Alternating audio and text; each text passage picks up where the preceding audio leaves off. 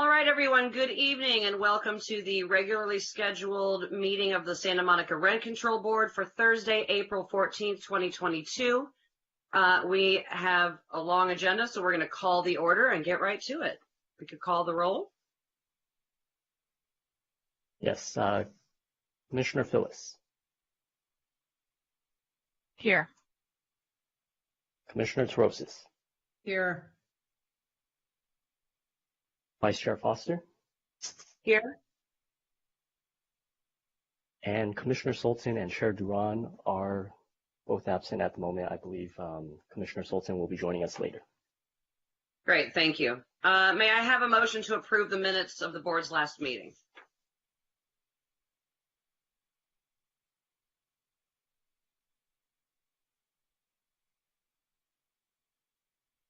Do you want to second that?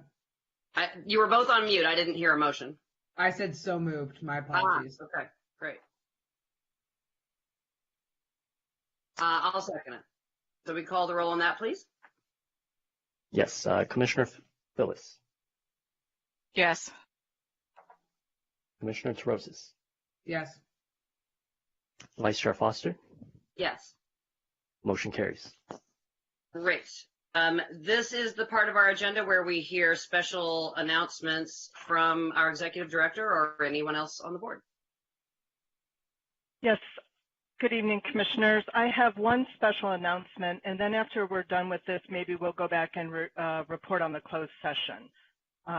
So I can do that. But for the one announcement that I have this evening, as you probably know, April is Fair Housing Month, and the Public Rights Division of the City Attorney's Office will be holding their annual Fair Housing Workshop.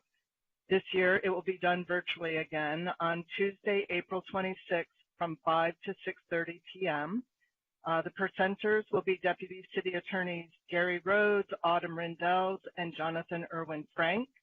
And they'll be covering topics including reasonable accommodations for tenants with disabilities, Santa Monica's right to return program, pandemic-related issues in fair housing, and source of income discrimination laws, which protects Section 8 voucher holders and users of rental assistance.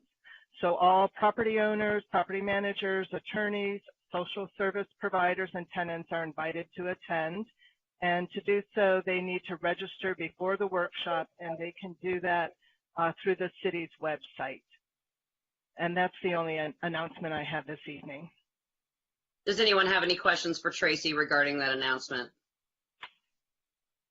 Okay, seeing none. I do want to say anyone wishing to address this board on a specific item on tonight's agenda should have contacted our board secretary prior to the meeting.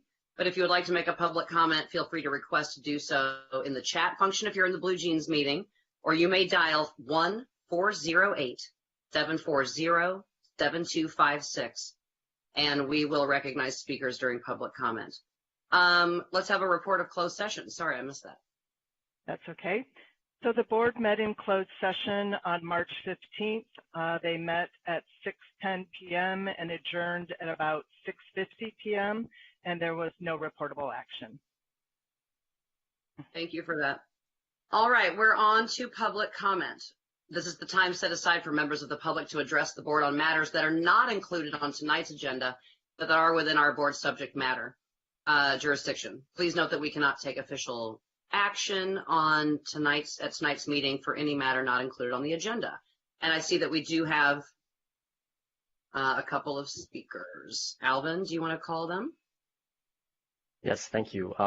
Actually, before we begin, in addition to the dial-in number that you had just announced, callers must also use the meeting ID 704-849-156 and passcode 6987. We did receive 2 public comments. One was written, and it has been published on our website, so viewers can access that from our rent control website. The other public comment was a request by William Kairola. I do not see that he is in the queue, so Mr. Kairola, if you would like to make your public comment, please dial in the number that we had just announced. And if he comes later or had trouble, perhaps we will, since we only have the one, maybe we'll be able to work it in later. He's in the attendees. Does anyone else see that? Is he? Yes. Yeah. Can we move him over somehow, Alvin? We can certainly try, yes. You have tried, or you want us to wait?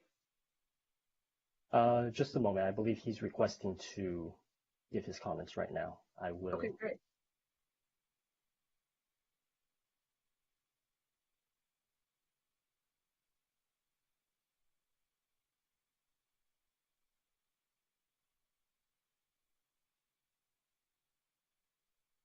Oh, it looks like Mr. Kairola has actually dropped off.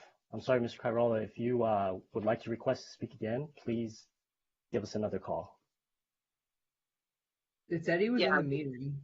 We received some written communications from him this week, and I'd be happy to go back to him in maybe perhaps in between items, if that's all right with everybody. Sorry, is he 562-666-5888? Phone number. Because Right. there's a presenter, and then now it says Mike. There it is. Kairola. No, yeah, that's Mike. I'm sorry, that's Mike Hashim. It says Kairola. No. That was a typo because I was Oh. listening to the comments. I'm sorry about that. Oh, you were typing that. Okay, Yes. got it. Maybe Do we want to wait a moment for him to call back in, or put him in between other administrative items? He's back in as an attendee. He's in two different places as an attendee. I see it. We will let Alvin work with him for a moment.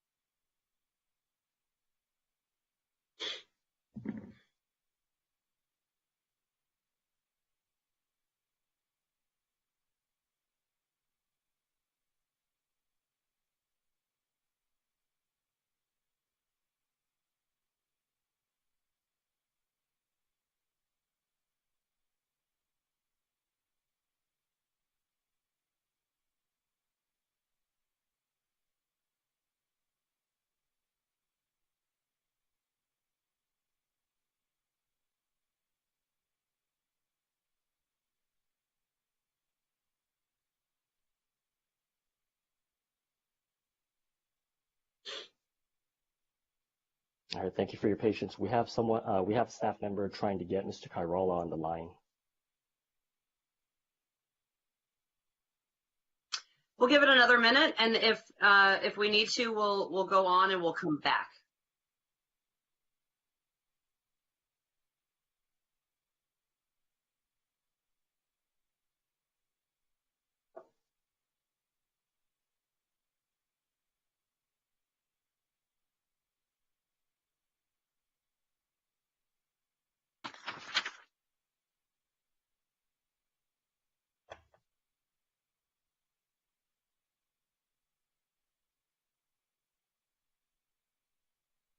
Mr. Kairola, thank you for joining us. For public comments, you will have 3 minutes to make your comments. You have been unmuted. Please go ahead.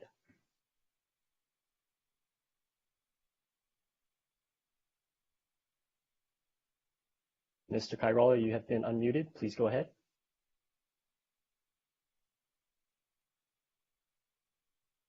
Mr. Kairola, can you hear us?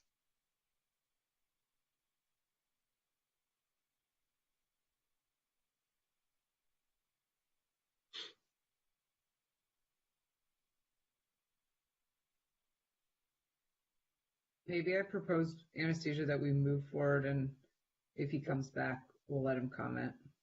Staff, Jason or Alvin, if you could please try to continue working with Mr. Kairola to get a connection where we can all hear each other, that'd be great. Meanwhile, we will move on to a couple of jurisdictional items. Item 10A, an owner occupancy exemption, also 10B, exemption of a single family dwelling. Does anyone need to hear the full staff reports on this, or would anyone like to? I would entertain a motion. Sorry, I was finding my unmute. So moved to waive the staff report and take up both items together. Great.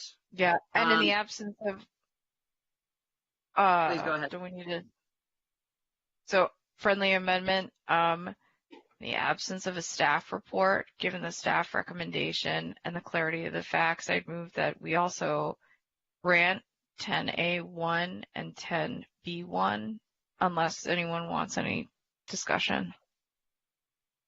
Second. All right, let's call the roll. To grant these exemptions? Yes. Commissioner Phyllis. Yes.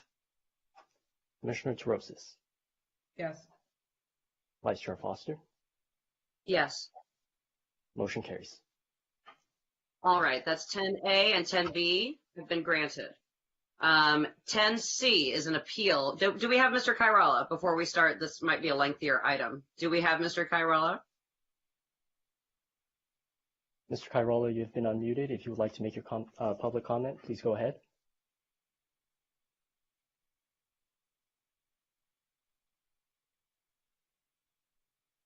Still no response. Okay. I'm fine for you guys to keep trying with him. If staff can keep trying with him, we're happy to hear from him. Let's move on to 10C. We have an appeal. This is case D5285 involving 2007 Ocean Park Boulevard, Unit 2009. Appellants M. Hashem, owner, and P. Squire, tenants. Let's have a staff report, please. Good evening, Commissioners. As you mentioned, the petitioner in this matter was tenant Paul Squire of Unit 2009, and the landlord is Mr. Hashem. Both the landlord and the tenant have appealed this case. Mr. Squire, the tenant's appeal, was received one day after the deadline for appeals, and as it turns out, he sent his appeal to the wrong email a week prior to the deadline. There was a typographical error in his URL. His email address. And when he found out a day after the deadline, he resent it to the correct email. Given this typographic error and the fact that he had actually attempted to send it a week prior to the deadline, staff recommends that the board find this good cause to warrant consideration of the appeal. The board reviews this matter again as an appellate body, so if the evidence reasonably supports the hearing officer's findings, it should affirm them, even if the board would have acted differently were it to have been the hearing officer. Mr. Hashem, the landlord, first argues that the tenant had agreed that the unit was in good condition when he had signed the lease, but that fact doesn't in any way preclude the tenant from seeking a decrease for various maintenance conditions a year and a half later. Mr. Hashem also wrote in his appeal that the evidence doesn't support the decreases that are spelled out in his appeal. But as detailed in the staff report, the evidence in the record clearly supports the decreases granted for the cover of the electric switch, the bathroom faucet, the roof leak, and furnace. And Mr. Hashem, both in his appeal and in the written response to the staff report, seems to insinuate that the tenant caused some of these conditions himself, but the fact remains that in the record that's before you, he never provided evidence that proved this to be the case. Mr. Hashem also argues that the tenant isn't providing him access to do repairs or to code enforcement inspectors to verify repairs. But as pointed out in the staff report, that's not a subject for an appeal. Instead, Mr. Hashem can raise this point in a compliance hearing with the hearings department and provide evidence to substantiate his assertions, so he can contact the hearings department regarding how to set up a compliance hearing on those matters. The tenant, Mr. Squire, argues in his appeal that certain decreases that he was granted should be increased to reflect his out-of-pocket costs, specifically an alleged increase in his heating bill or parking tickets he received when he had to park on the street, or the cost of taking his dogs to the vet, the latter apparently because of construction that he seems to relate to the repair of the furnace.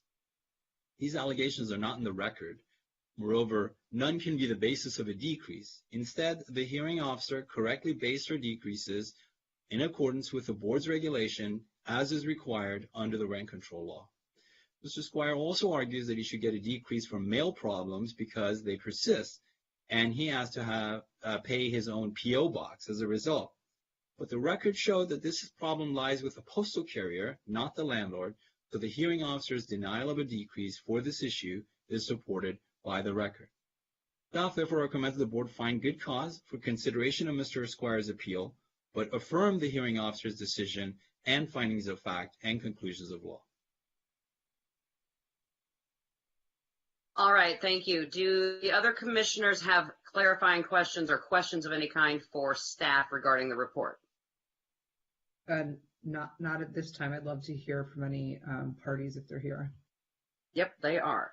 Okay, so we have at least one request to speak, and it is the landlord, Mr. Hashem. Do we have him on the line and ready to go? Yes. We'll have up to 5 minutes. Yes, Mr. Hashem, you've been unmuted. Please go ahead. Okay. Yes. Okay. Number one, today we have an appointment with the inspector and the code enforcement, with William Nathan and the inspector, everybody, they came and he was home and they knocked at the door and he didn't open the door on them. So he just, postponing. 5 months ago, they came one time, and today is another time after 5 months. So he doesn't let anybody go in to repair it. I'm a general contractor for 40 years with a license bonded insurance. If I want to repair all these things that he has, it's a matter of 1 day. Okay, number one. Okay, number two, regarding the cover, electric cover. First of all, I'm a foreigner, and the stuttering problem. You shouldn't put me on the 5 minutes. This is not fair. I cannot, I get emotional, and the stutter. I cannot answer everything in 5 minutes. Okay, number two. Electric cover costs only 50 cents. 2 months before the hearing, I went over there with my worker. We changed the faucet, we changed the toilet, we changed the mini blind, we put all the covers. So he's lying because I'm doing the worker over there, Kane Meta, and he testified that the cover of electric was there, everything. So when you remove the cover, the wire exposed. So he come and he say everybody wire exposed. What is in wire exposed? I'm a general contractor. To anybody you say the two screw, you open it, wire exposed. Put it back, wire doesn't expose. Okay. Electric cover, let me see. I wrote everything here. He removed the mailbox. Okay, the mailbox have a picture before and after. He just removed the mailbox. There is a hole, everything over there. So he said, oh, you need to go and this. You need to go. And another thing, regarding the parking, you can park in the street. You pay $25 a year. Every of my tenants, they go and pay to the city parking, $25 and can get it for 1 year badge. I didn't supply him a parking. I give it to him, the car garage. He put the stuff because he's a handyman. He's working for a studio, and he has a 1-car parking in the back of this. He has 4 or 5 parking, the cars. I didn't say that I'm going to supply him a parking. What else? Furnace, all the furnaces is brand new. 4 furnaces of 4 buildings is a brand new. I went to the city, I got a permit. So he kick him up and he make it not working.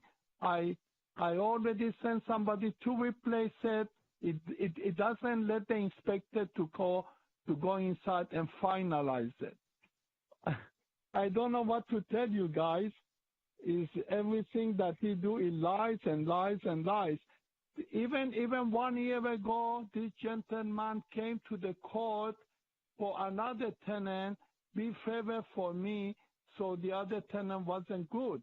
So all this guy come for another tenant, and suddenly he become against me because he because he's just not a happy person. He's just finding the thing. He make the hole in the kitchen, in the bathroom, and they remove the towel rack. He said, oh, there is a hole.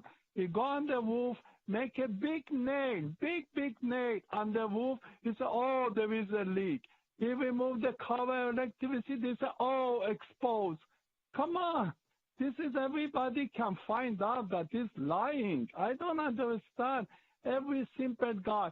You can ask the William Nathan, and the Evan Jones, the code enforcement. We went over there a few months ago. It doesn't let them in. And we went inside to find out what's the problem is. I fixed it. He said, no, I won't let you in.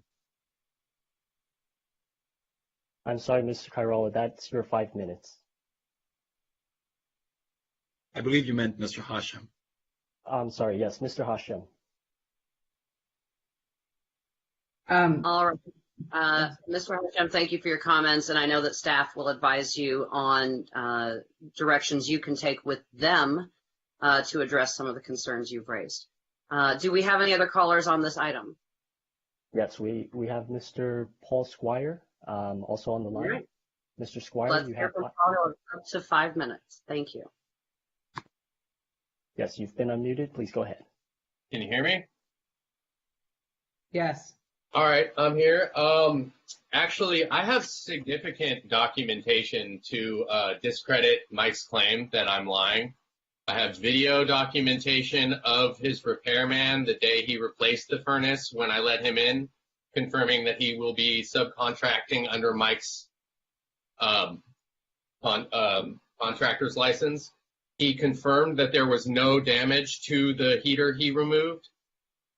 I have photos from the day I moved in, which was 3 days after he put on the lease, and I can submit those time-stamped and dated of the damage to the walls, and I can confirm all these claims. This is my first time ever having to deal with this type of situation. Unfortunately, I moved into a slum, and he's a slumlord, and I'm just glad I documented it. Unfortunately, I was not aware of the process and might not have provided all the documentation necessary to confirm my claims. However, I do have it, and I'm more than happy to provide it. As far as my parking goes, I have a parking pass, but I have an interior and an exterior parking spot. I called code enforcement to inspect an obstruction preventing my garage door from opening, allowing my car to pull in because of the garage door not opening all the way. They refused to inspect it. I've been having major issues with the City of Santa Monica code enforcement. My mail has been missing since January 17th. I've had to pay for a P.O. box. I've made 7 district complaints that have been escalated, and every time they get pushed back to the Santa Monica post office, they get swept under the carpet. It's become a problem. I have documentation. I have folders. I'm not on video, but I have significant amounts of paperwork supporting all this. I've been complaining to code enforcement.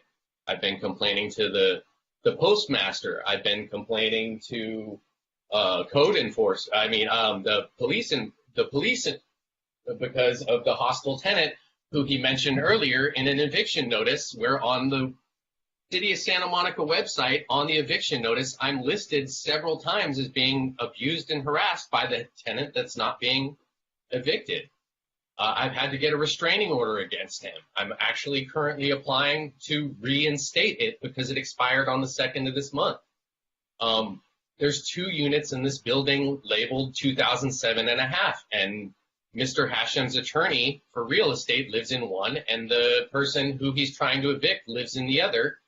There's several. I have video of 10 different post carriers, whether they're temps or regulars, being confused delivering mail because the addresses are not clearly stated, contrary to what the hearing said.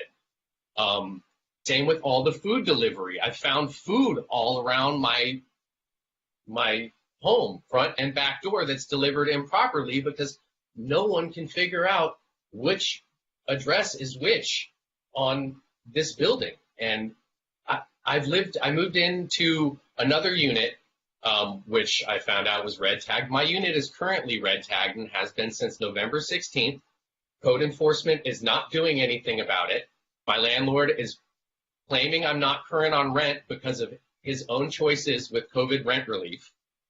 And him claiming that I'm lying is just a cover up for all. He's currently being sued for contractual fraud. He's a big problem, and he's trying to make me a scapegoat, and it's unfair, and this is harassment. You know, I just filed a second petition because now I filed the first one, which is why we're here, and I just filed a second 30-day notice to landlord, which he totally ignored again. We should stick to the business of this appeal. Okay. If you've done any further business, we should not hear about that at this time. Please go on. Oh, okay. Well, yeah. Then I mean, you know, this has been an escalating issue. He's been harassing me since I moved into the front unit. I had surgery less than 30 days after I moved into this building, and I've been on and off injury because I re-injured myself at work. He says he's crying wolf because he's gotten himself into a bunch of trouble, and you can tell by all the public. I'm sorry, Mr. Squire, that's your time. Thank you both for your comments. Unless anyone has any specific questions for the two callers. I do. Okay, which caller, Carolyn? Mr. Squire. Okay, Mr. Squire, are you still there, and can you hear Commissioner Terosas? Yeah, I'm here. I'm not sure how this app works, but I'm here. Okay, hey, Mr. Squire, this is Commissioner Terosas. I just have a couple questions. Can you just, for the benefit of everyone, let us know what year did you move into this unit? This particular unit, 2009, I moved in on January 3rd, 2020. I was moved to this unit from 2007, which is 2 units in front, and I shared a kitchen. It's illegally modified with 2007 and a half with the person who he's trying to evict that I'm listed on the website as being utterly harassed by. He moved me to this unit in an attempt to avoid a relocation lawsuit, and I later found out, actually in a virtual inspection with Ms. Watnicki, that the furnace on this particular unit has been red tagged since the day I moved in. We saw like 7 or 8 red tags on the furnace. Mr. Squire, thank you. I think I just wanted to get that one question clarified. Second question, then, if you moved in 2020, why did you move in or take possession of the unit if there were items in the unit that were in disrepair, or did these deteriorate over time? Mr. Squire, you've been unmuted. Please go ahead. Situation. Can you hear me? Yes, now I can. It was an emergency situation due to the hostility of the tenant, Hider Bestos. There was actually, the previous tenant abandoned a bunch of property, which some of it's still here because not my responsibility to move. I actually worked out the previous tenant would bother me months after he moved out to pay him for it. And then I said, take it. He finally came and picked it up. And it's this whole, I just wish I never moved here. My parents lived it before. Okay, great. Mr. Squire, thanks. You answered my questions. I appreciate it. I don't have any further questions. All right. Commissioner Sultan or Commissioner Phillips, do you have any questions for either of these callers? It does not appear that you do. Okay. Thank you to the callers. We're going to enter our discussion on this item. Would anyone like to be first or have comment on this case? I can go ahead. I mean, I think that... Okay, Commissioner Terosas? Sure. We're looking to see whether the decision was clearly erroneous. I think that we have a pretty high standard to meet here. I haven't heard any additional information or evidence that would cause me not to uphold the hearing officer's decision. And that's Those are kind of my initial thoughts at this point. And I'm happy to entertain comments from other commissioners. Thank you. I think Commissioner Phillips. I think the legal standard is pretty clear, and given those constraints, question that we're faced with, which is, could no person reasonably look at these facts and reach the same conclusion as the hearing officer? It's clearly supported, so I'd be prepared to make a motion unless anyone wants to be heard. That's fine. I'll move that we affirm the hearing officer's findings of fact and conclusions of law and deny the cross appeals. Second. No, it's fine. All right.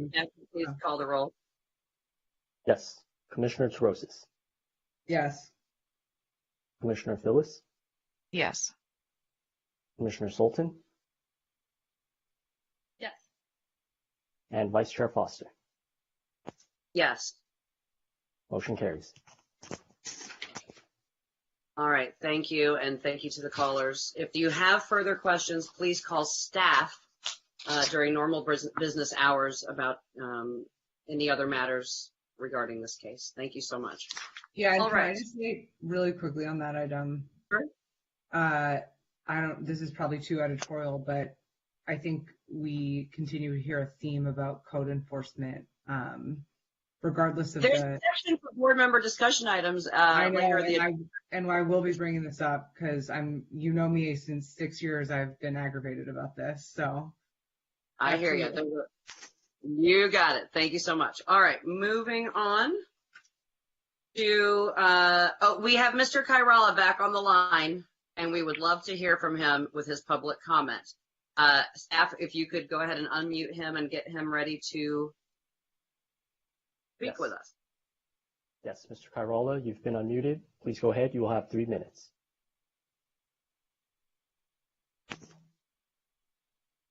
Mr. Kairala, please go ahead. Can you hear me? Can you hear me? yeah, yes, we can. Okay, good evening, everyone. Finally, finally I could come through. The reason I'm calling, I want to talk to you is because I went through the rent decrease petition. This is my second time with the same management company. And I came to the conclusion after going through the process that the way it's designed is defeating its purpose. I know that you are well aware that the management companies, few of them, the rest are really good companies, but some of them have found a way to displace long-term tenants. They just run down the properties and slowly but surely force us to move out so they can bring the rent up to the market. Now, the second step in the process is the most important one, which is have the apartments or houses that these management companies run comply with the city rules and regulations regarding maintenance. I haven't finished the rent decrease petition because, well, the whole process started in December. Well, actually, I applied in January the 16th. After waiting the 30 days that we're supposed to wait, after a written petition to the management company, nothing happens. There was no response from them. So I went to the rent decrease petition. Well, it happens that we tenants have to provide an ironclad proof of our complaint. We have to have proof of everything we're saying. After you come up with the proof, there is a mediation meeting arranged, and the supervisor of the management company just deny everything. They didn't need to bring proof. And I know that was she was telling is not true. But it was okay. I said, for the sake of the process, let's finish this. I agree. Well, out of the 3 items in the form, the management company just worked on 1. And then just a couple days ago, I've received a form partial. Sorry, Mr. Kairola, that's your time.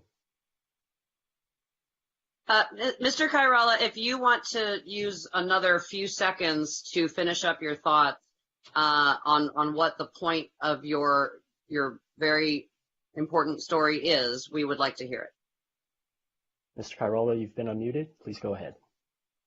Please attempt to be concise and brief. Thank you so much. Wow, this is tough. Well, the bottom line is the partial, the rent decrease petition is not working. It's inefficient. And I do have suggestions after going twice through the process. I do have suggestions on how can we improve the process, being a participant of that. And I would like to hear what the board has to say. The board feels that the rent decrease petition is working fine?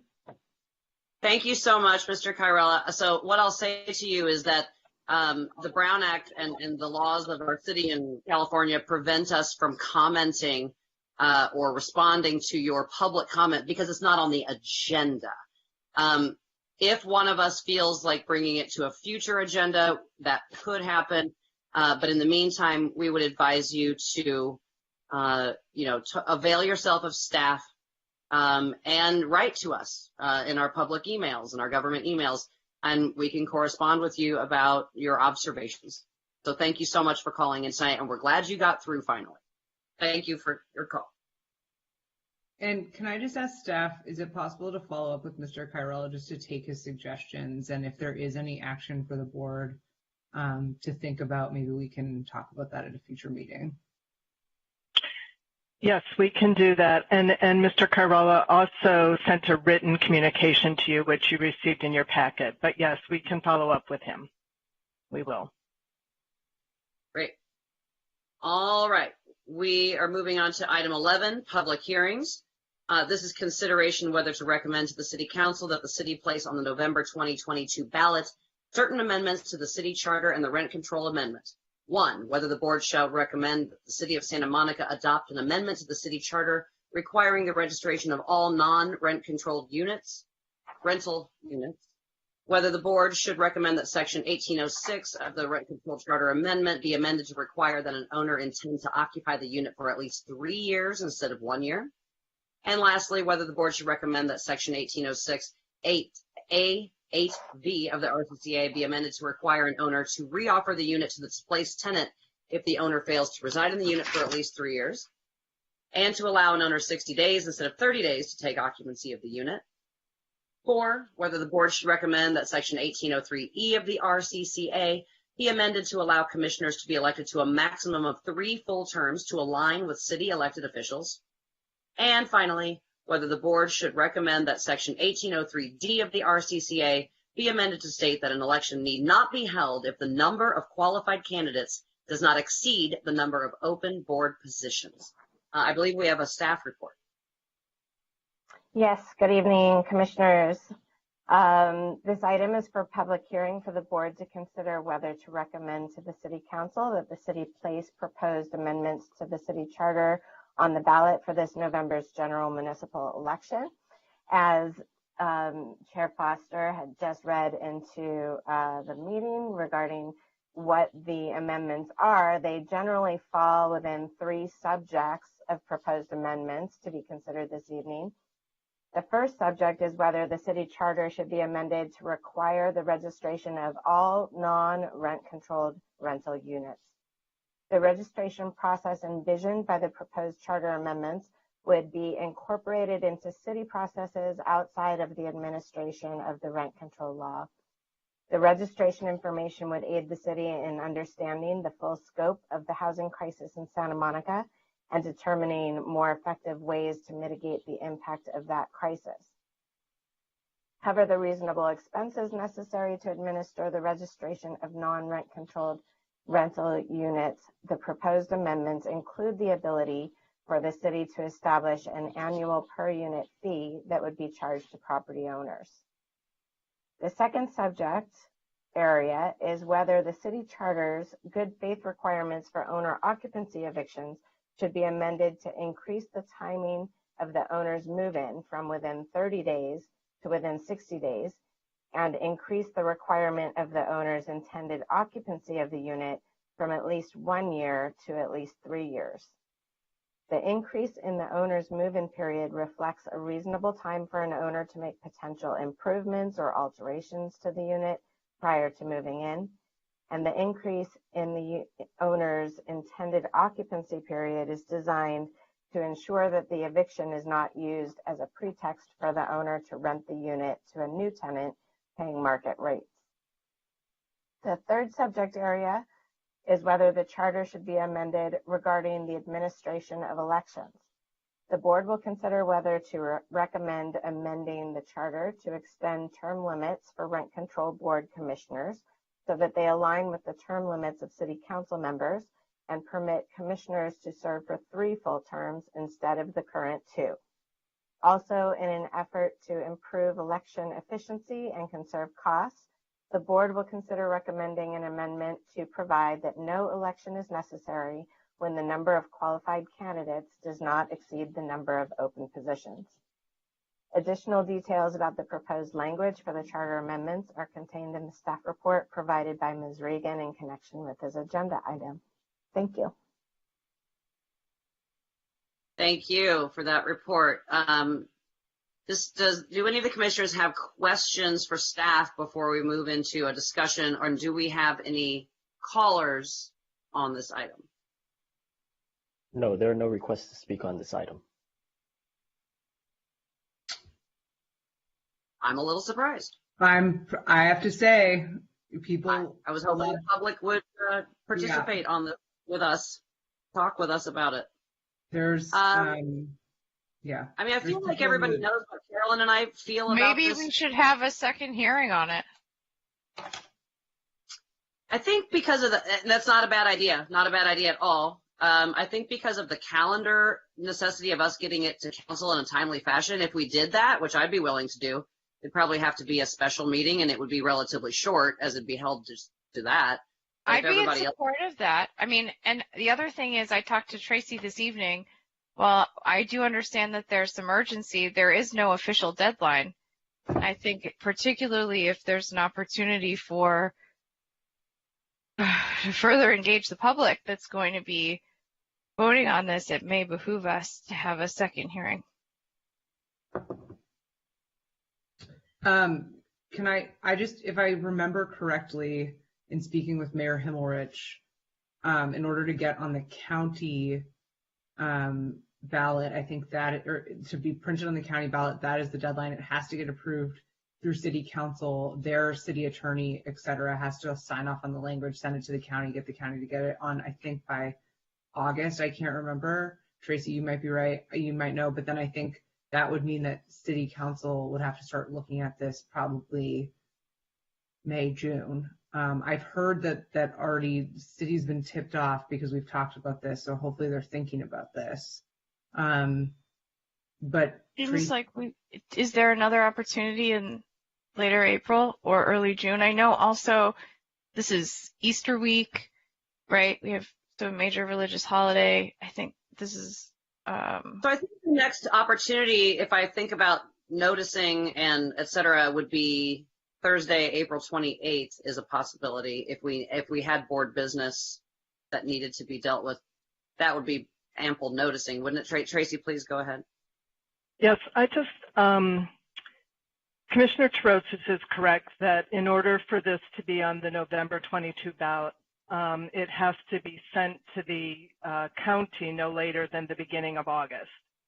As Commissioner Trosis said, the council would need some time for their staff to look at it, for them to put it on a council agenda to discuss it, prepare resolutions that are necessary.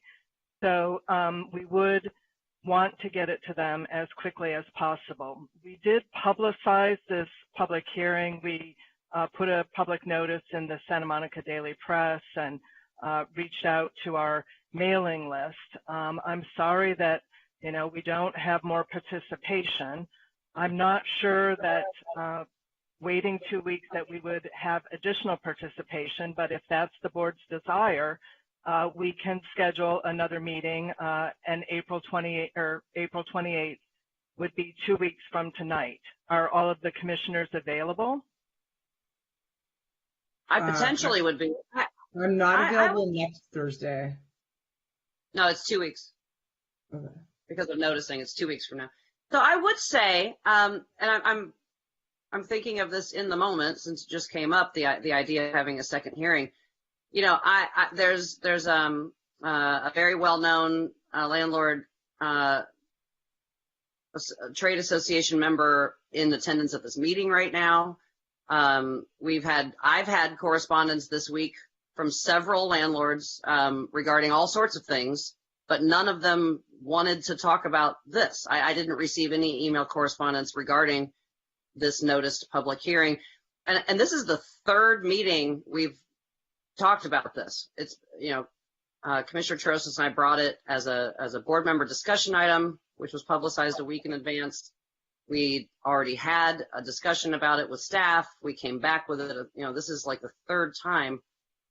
So I am sad that no one has chosen to participate or write to us about it. Actually, I have received 1 or 2 emails about it. Yes, Commissioner Phillips. Yeah, I feel like for something as significant as amending our charter, particularly in 5 pieces, if we aren't getting the type of engagement from folks on their own initiative, I think it would behoove us to try to engage stakeholders in our own capacity as electeds. I certainly would like to know what folks in the community are thinking and feeling about it, and including, whether certain of these should be prioritized over others. And I would certainly appreciate the opportunity to further engage folks on this, given the non-existent turnout and the fact that I don't see any harm to having an additional meeting to discuss this. I can certainly think of instances in the past where we have done something like this and similar skepticism was expressed over continuing a process. And then when we did continue the process, it was very positive. And I think we had a very good result. And so I would just ask that we try to be really deliberative about this. I mean, and take the time that we have to try to really engage our community, because I'm not feeling that engagement right now. Okay, Commissioner Trosas had her hand up next. Yeah, really quick. I too have had a lot of conversations with folks offline, mostly from landlords, but I think what I'm hearing is that there's a lot of concurrence, at least in the folks I'm talking to, that these are good ideas.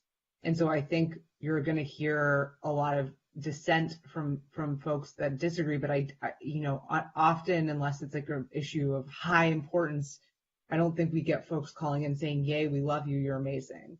And so I personally think in the conversations I've had, even with the landlords, it's been relatively positive. I don't think we're doing anything super controversial here. So, and I know I've talked with members of City Council, they're definitely aware this is coming. I'm totally not opposed to additional engagement. I just somewhat tend to agree. I'm not quite sure that if we were to extend this period of comment that we would get additional comment unless we did some sort of major media blast and made this look really exciting.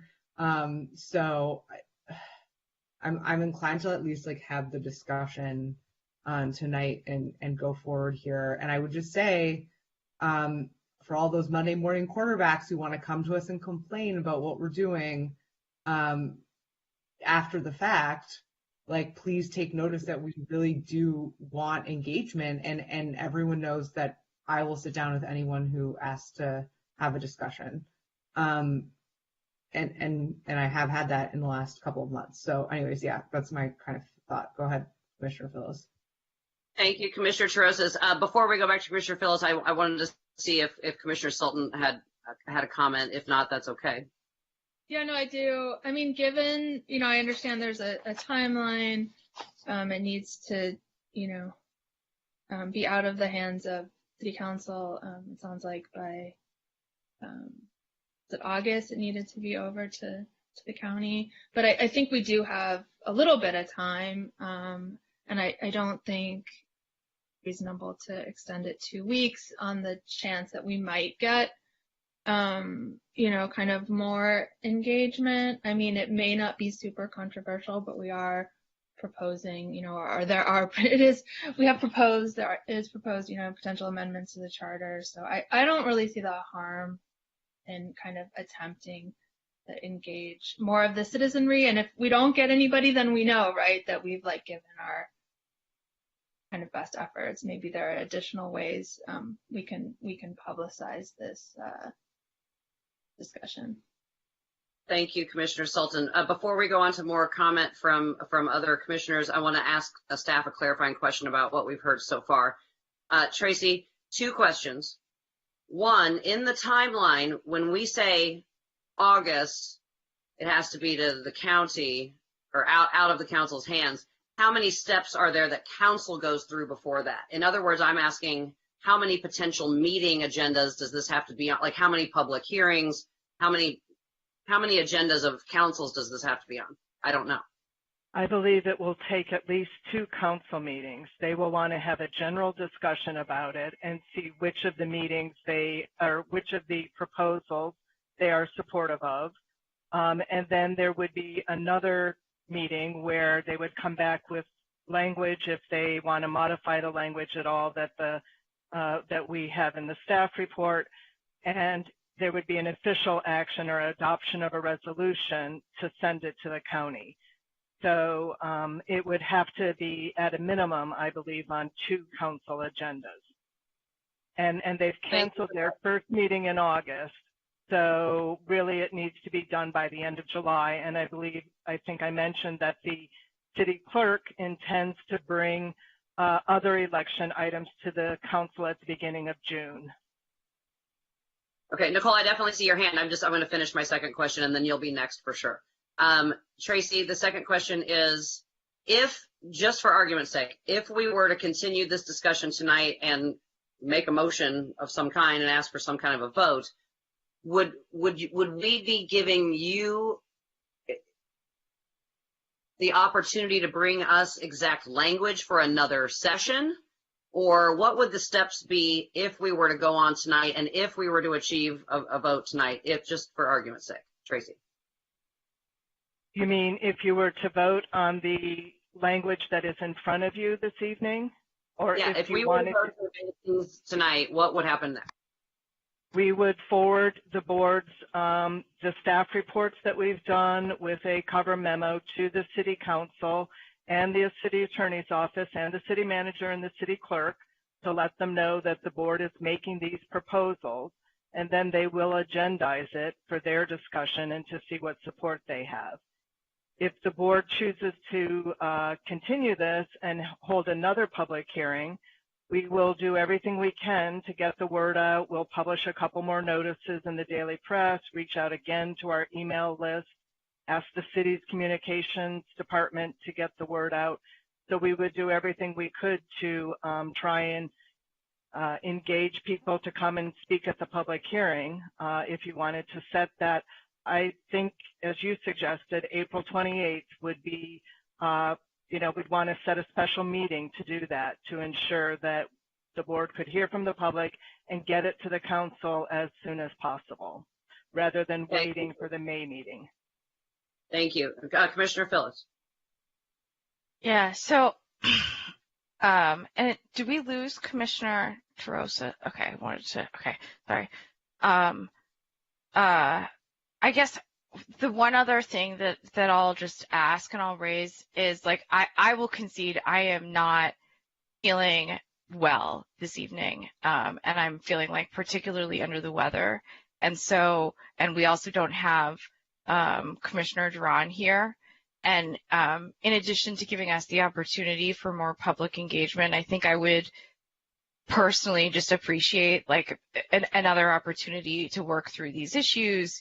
And I, you know, I would ask for that courtesy from the board if there is no harm, and it sounds like there isn't, if we can get this set for April 28th. So I think for me personally, and also I would like to hear Commissioner Duran's position on it as well. Why don't we hear it tonight, talk about it first, and then talk about it again on the 28th with a final like language that we want to send to council on the 28th.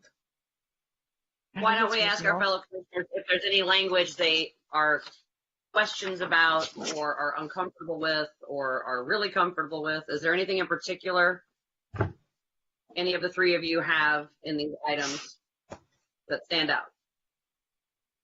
I mean, I think to me the most important thing is what's going to be, like, there are some serious policy decisions that have been made in the first recommendation around the annual registration for all units.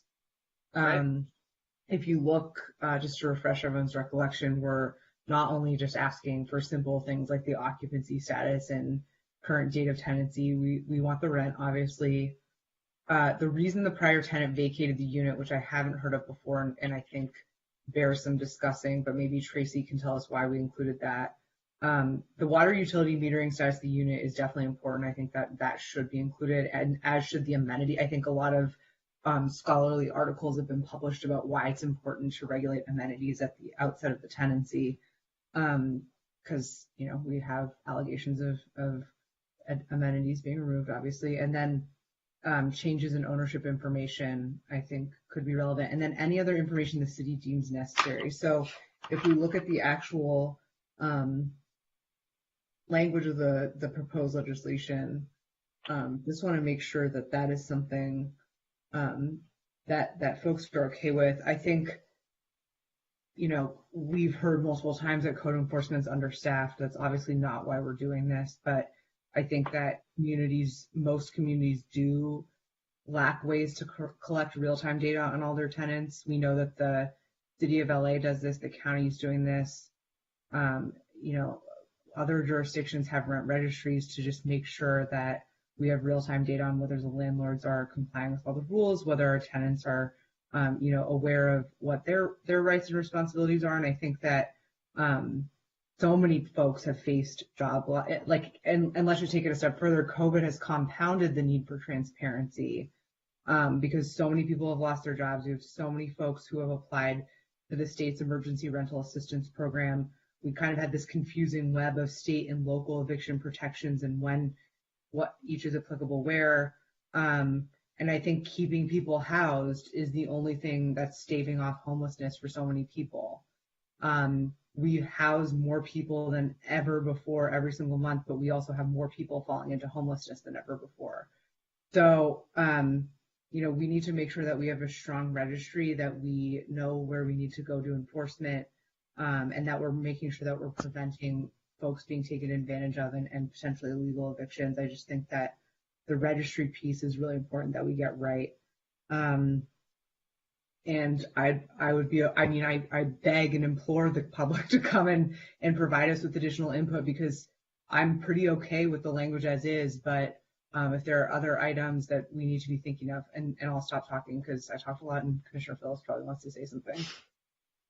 Yeah, well, I would just add to that before we get to right back to you, Commissioner Phillips. I would add to that, you know, don't forget also there's a million reasons why this is such a great idea and why multiple other jurisdictions are doing it already before us.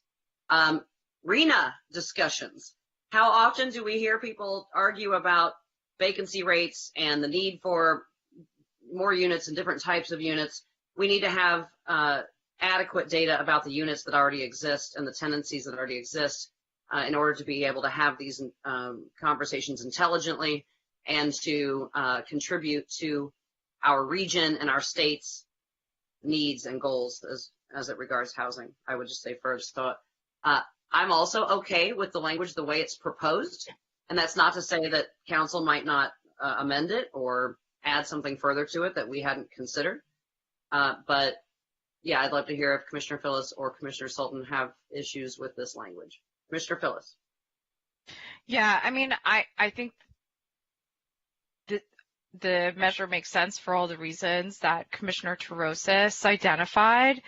The one aspect that I kind of struggle with is, the questions about like the reason for prior vacatur. And I think we probably will need to streamline that or make it, I'm concerned about, that can get intrusive for a lot of reasons, including like, settlements if people depart, domestic violence situations.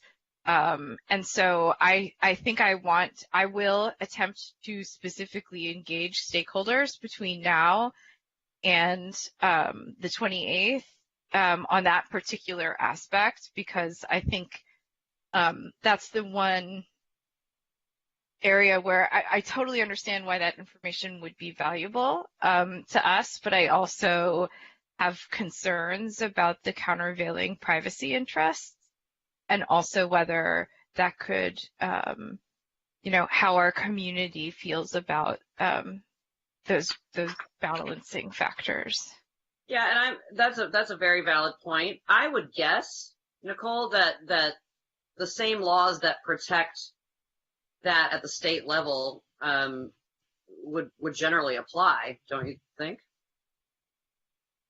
In other words, I don't know. I haven't researched it. Or well, perhaps legal staff could bring that back. Or Rebecca, if you know now. Sorry. Could you repeat that question that you just raised? She's asking about about having to state the reasons why the prior tenancy was terminated or vacated, and how that could potentially violate privacy concerns of the tenant. I'm happy to make a note of that and bring information back to you if you're going to have another meeting. My understanding, though, is that similar efforts at registration, the privacy arguments have been tested in court and have not prevailed. There's no risk of, so the risk of privacy invasions on information that is disclosed to comply with regulatory processes for housing such as this, the risks are not great. Okay. I'd still like to hear a little more about it and see the cases and read about it. Thanks. Just add, in the staff report provided in tonight's packet, there are some references to the cases. So those are some leads that I'd be happy to bring more for you at the next meeting if you like as well. Yes, please. Thanks. Great.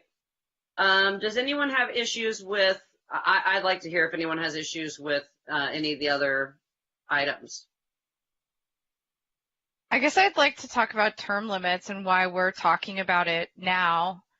Like what prompted this discussion, and for me personally, it was an attempt to bring it in line with all of the other cities' offices and the state legislature offices, term limits. I took myself back I asked staff to bring me and help me find the old reports on Measure TL and refresh my memory of some of the public comments and stakeholder comments that were made during that campaign. And 12 years seemed to be the agreed upon number of years for people to serve. And it's also about, I think the reason for 12 is a potential for brain drain. You spend years, you spend years gaining more and more and more experience on a board or a commission, only to have it end earlier than other boards and commissions and elected seats seem to deem a good amount of time. So my effort was to bring it in line with other offices. And then I do just have a follow-up point. if we're going to be clarifying the maximum number of terms and we're going to be extending it, maybe we should also clarify, and I know that there's, precedent, but I think it would be helpful to have it written into our charter, what constitutes a term or what would count toward a term. So that question was asked at our last meeting of staff, and staff gave some answers to that question. Right. At the last meeting, the board indicated that they did not want partial appointments to be, or appointments to partial terms to be considered one of the three terms that a commissioner could be elected to. So the language that we proposed at the bottom of page 10 says commissioners shall serve a maximum of 3 full terms, and these term limits shall not apply to appointed terms, only elected terms. And that was the board's direction from the last meeting. And I guess I'm a little bit uncomfortable with that plain language because, what I'm saying is, we should clarify is, if someone gets appointed, 1 month into a 4-year term, I'm uncomfortable with that not counting, or I'm not sure I'm comfortable with that counting. No, that's already addressed. If somebody's appointed, they stand for, then that seat is to be filled at the next or the next election. So if they were appointed in 1 month into a term, they would have to stand for election at 2 years. The next time an election is held, they would not have the full 4-year term. So the person will only with the city council. So the max is 2 years for any appointed term. Correct. Well, that's assuming that the person steps down the day after. On the first day. Yeah, which would never happen. I personally think, we were okay with it. I'm okay with it. I think we said we just didn't want a majority of the term being served by someone who was appointed. And that's, not happening here. Yeah, I guess I just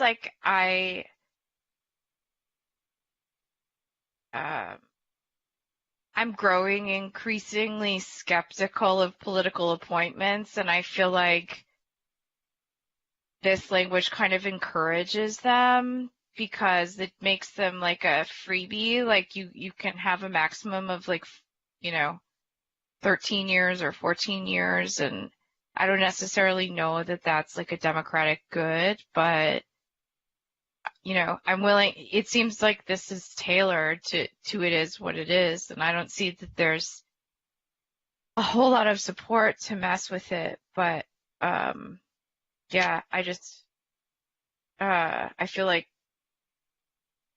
appointments I prefer to honor a truly democratic process. The point, I don't disagree with you at all regarding appointments, but there are concessions made for appointments in every elected body in our country because they occur. For instance, when Tony Vasquez got elected, someone there's a position vacant. Someone has to be appointed.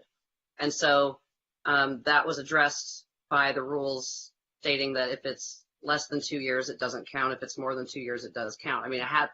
There are appointments for myriad reasons, and people pass away, people die, resign due to illness. The position has to be filled to serve the public, and there are rules about the timing in place about that. Would be my reply. And I need to get a power cord before. Is there anyone else that would like to speak on this right at the moment? I need to find a power cord.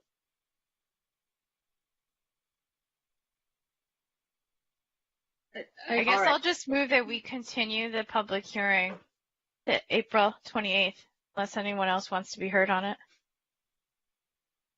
Yeah, I was gonna.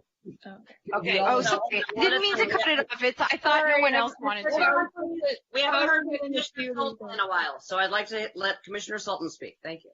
Nothing dramatic to say, but I think this seems fair to me in terms of balancing, the way the regulation is, the way the language is proposed in terms of maximum of 2 years, an appointed term before,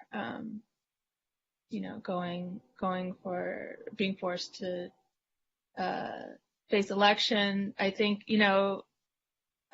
Commissioner Foster is correct.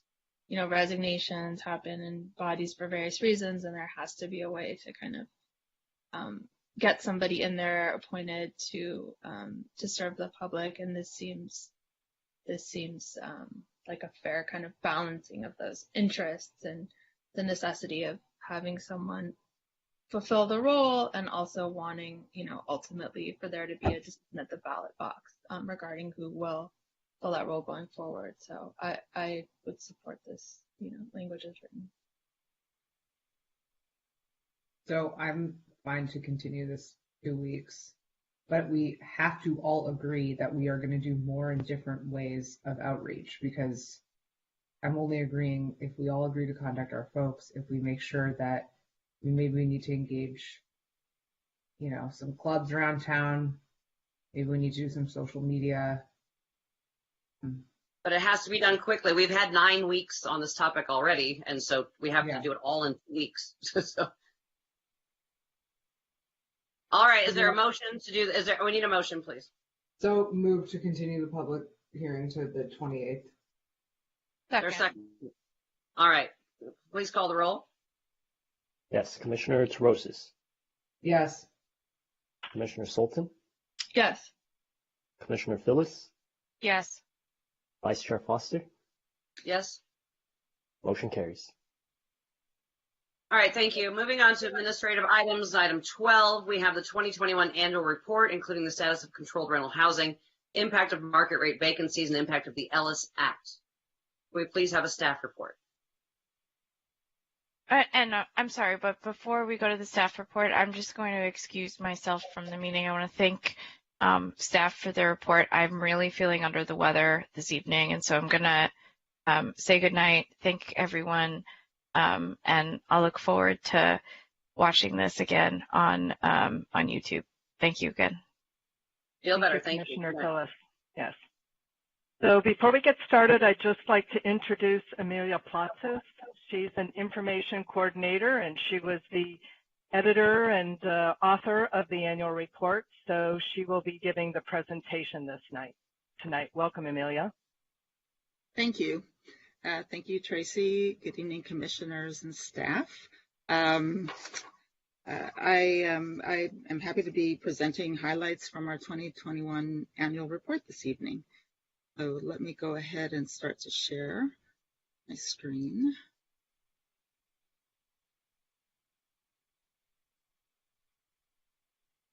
Okay. 2021 continued to be a year of challenges and transformation, much like 2020, and it necessitated agency staff to continue to be adaptable in order to maintain the high level of service to the Santa Monica community, housing community that the agency is known for.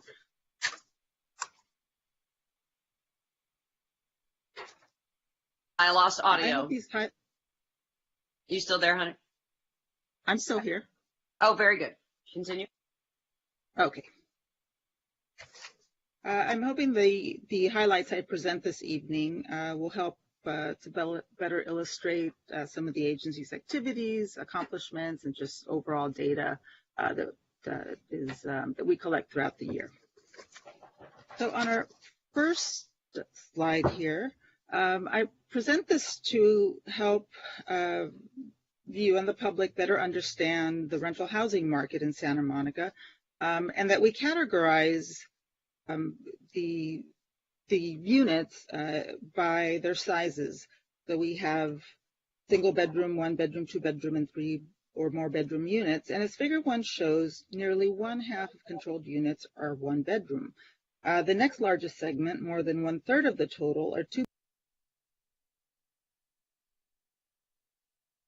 bedroom units. So together, 1 and 2 bedroom units comprise 82% of the controlled housing stock. And I point this out to give perspective to the medium rents and to focus on unit sizes that represent the bulk of the controlled units.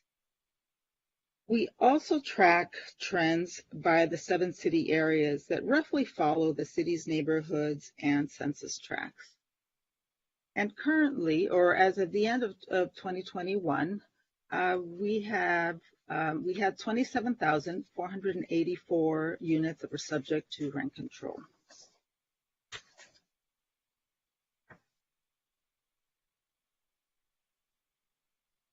Annual changes to the number of controlled units vary slightly from year to year, but generally we don't see big increases.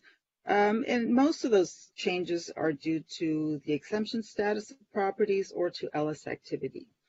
During the 23 years of vacancy decontrol, 73% of controlled units were rented at market rate at least once. As you can see on the pie chart, only 23% of the controlled housing, which is 6,339 units, remains occupied by renters who moved into their units before 1999. So there are twice as many units occupied by tenants who moved in since 2016 than there are long-term tenants.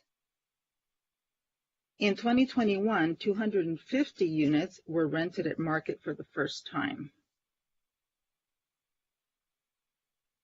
Additionally, that means that 214 long-term renters also vacated their units. Now, some of these units were re-rented at market rates. Some were likely lost under the Ellis Act or became exempt.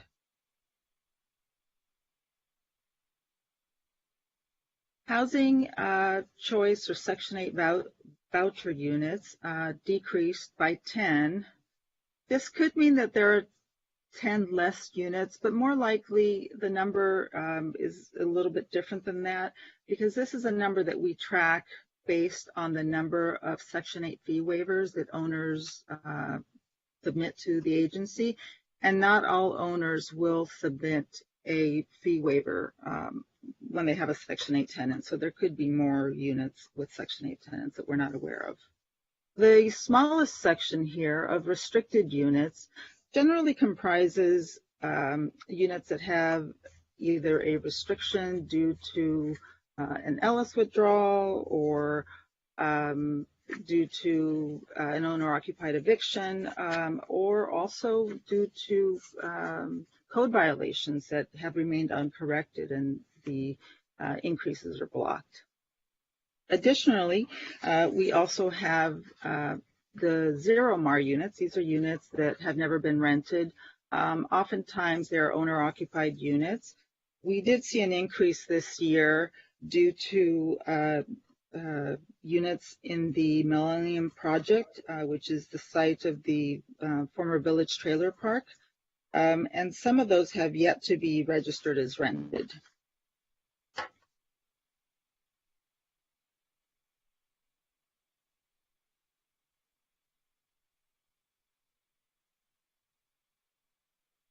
One of the most notable trends in 2021 was the decrease in median initial rents across all unit types. So in the both the bar graph on the right, as well as our trend graphic down below, you can see that although we had a large number of turnover and new tenancies registered in 2021, the overall rents or initial rents went down in every category. You do see a rather large decrease in 3+ bedroom units, but that is probably the least reliable number because there are really only just over 2,000 3 and more bedroom units in the city. So those numbers tend to fluctuate more because obviously there's less units to pull data from. But still, even with that number, the overall decrease in rents came in at about 9% across the board. So this was an interesting trend, and we suspect it is due to, the effects of the pandemic.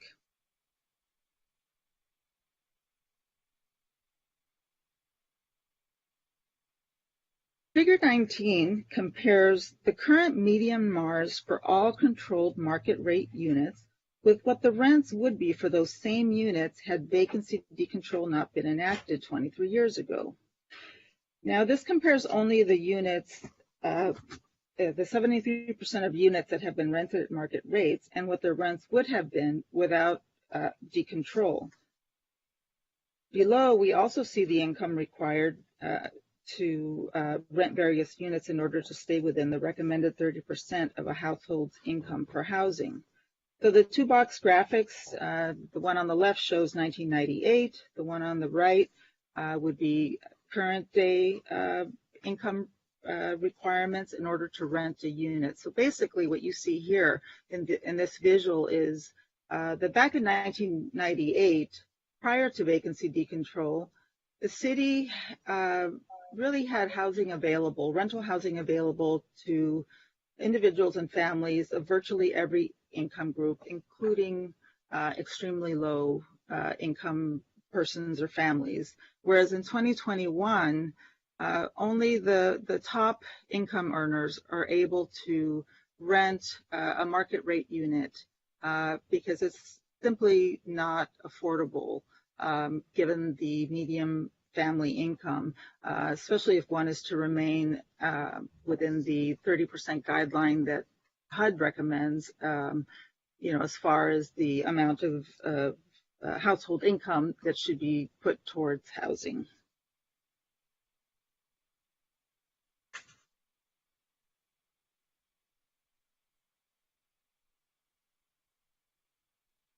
Ellis activity in 2021 was somewhat limited, most likely due to, again, the effects of the pandemic. As you know, the Ellis Act gives property owners in rent-controlled jurisdictions the right to exit the rental housing market by evicting tenants and withdrawing their units from the rental housing market. Here in Figure 22, we see the net results of Ellis activity since the law's enactment in 1986. So although 678 properties were previously withdrawn, nearly a third have since been returned to the market under rent control. An additional 15 properties were redeveloped with units rented within 5 years of withdrawal and thus reverted to rent-controlled jurisdiction, which gives us a net loss of 2,066 units in 485 properties. For most of 2021, tenants were protected from eviction under the various moratoria and emergency orders. And this is likely why we see relatively low Ellis activity for the year. In 2021, owners began with the withdrawal process on 11 properties containing a total of 28 units. But there were only 3 units on 2 properties that actually started and completed the withdrawal process within the year. And in those cases, all 3 units were vacant. Pardon me. There were also 4 properties containing 9 units where the owners had initiated the withdrawal process in 2020 and completed it in 2021. So in total, in 2021, withdrawals were completed on a total of 12 units, with the remaining 9 properties that filed still pending.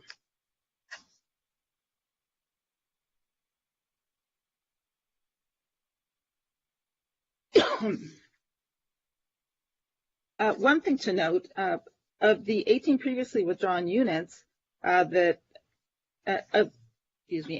previously withdrawn units, 18 were re-rented in 2021, and this did result in a net gain of 6 units for the year.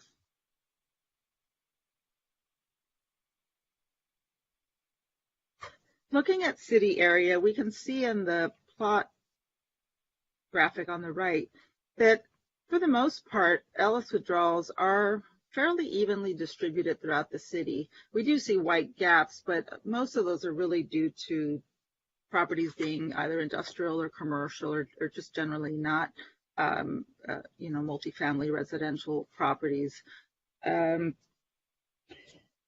We see on the left, we see the number and percent of withdrawn properties by city area. That would be figure 24. On the far right column, we can see the percentage of all units in the given city area that have been lost due to Ellis withdrawals. Of note is Area C, which is essentially the downtown area, which does have a significantly high number of units lost to the Ellis Act. But it doesn't, one thing that's interesting about this area is that there has been a lot of new development. So while the numbers are high in terms of withdrawn properties, there actually has been an increase in housing in this area, although not necessarily controlled rental housing.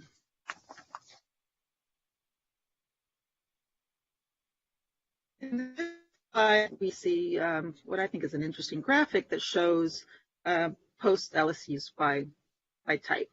Basically, the chart shows the breakdown of how previously Ellis properties are currently being used.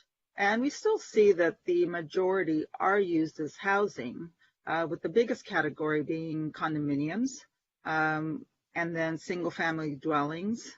We do have a smaller percentage of mixed or apartment usage. And there's also family occupancy. And then, of course, commercial and some categories such as no activity, where basically, nothing has actually been done with the property that we're aware of. No new construction. It's, sort of just there. And then some properties remain vacant, parking lot, school, childcare, church. But it does appear that the majority of properties, even though they are withdrawn, do continue to be used for housing. Now I'm going to speak a little bit about our various departments. The first one I'll cover is public information. The Public Information Department is often the face of the agency, and in 2021, public information staff engaged in approximately 7,900 telephone contacts and responded to 2,640 emails. In June, staff resumed in-person service. Most in-person visits took place during the busy summer months, but overall remained low in comparison to pre-pandemic levels. However, total website page views increased by 22% from the prior year, with over 115,000 page hits registered. That was a 22% increase in website hits from the prior year. In addition to direct public contacts, the department publishes its semi-annual newsletter and also presented 4 educational seminars throughout the year. Public information staff were also tasked with monitoring evictions and exemptions, tracking changes in ownership and tenancies, and reviewing plan check and demolition permit applications to ensure they do not violate the rent control law.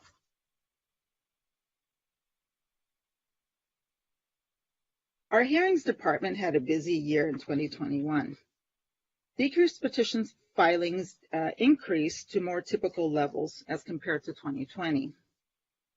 61 decreased petitions were filed, with 61% of those successfully mediated. Of the 16 construction petitions filed in 2021, 92% were fully mediated and resolved. Additionally, 92% of excess rent complaints were also successfully resolved without the need for a hearing. And hearing officers heard 30 cases in 2021. So they were quite a busy lot last year. And last but not least is the agency's legal department. Although much of the work of the legal department tends to occur outside the public view, one task of interest is the tracking of buyout agreements. As many of you know, landlords are required to file copies of all buyout agreements with the board. Our legal department keeps these confidential documents, but does provide aggregate data to the public. As you can see here, 25 buyout agreements were filed in 2021. The average buyout amount was $37,714. In addition to tracking buyout agreements, of course, the legal department also handles exemptions, and in 2021, 22 units were returned due to lapsed owner occupancy exemptions.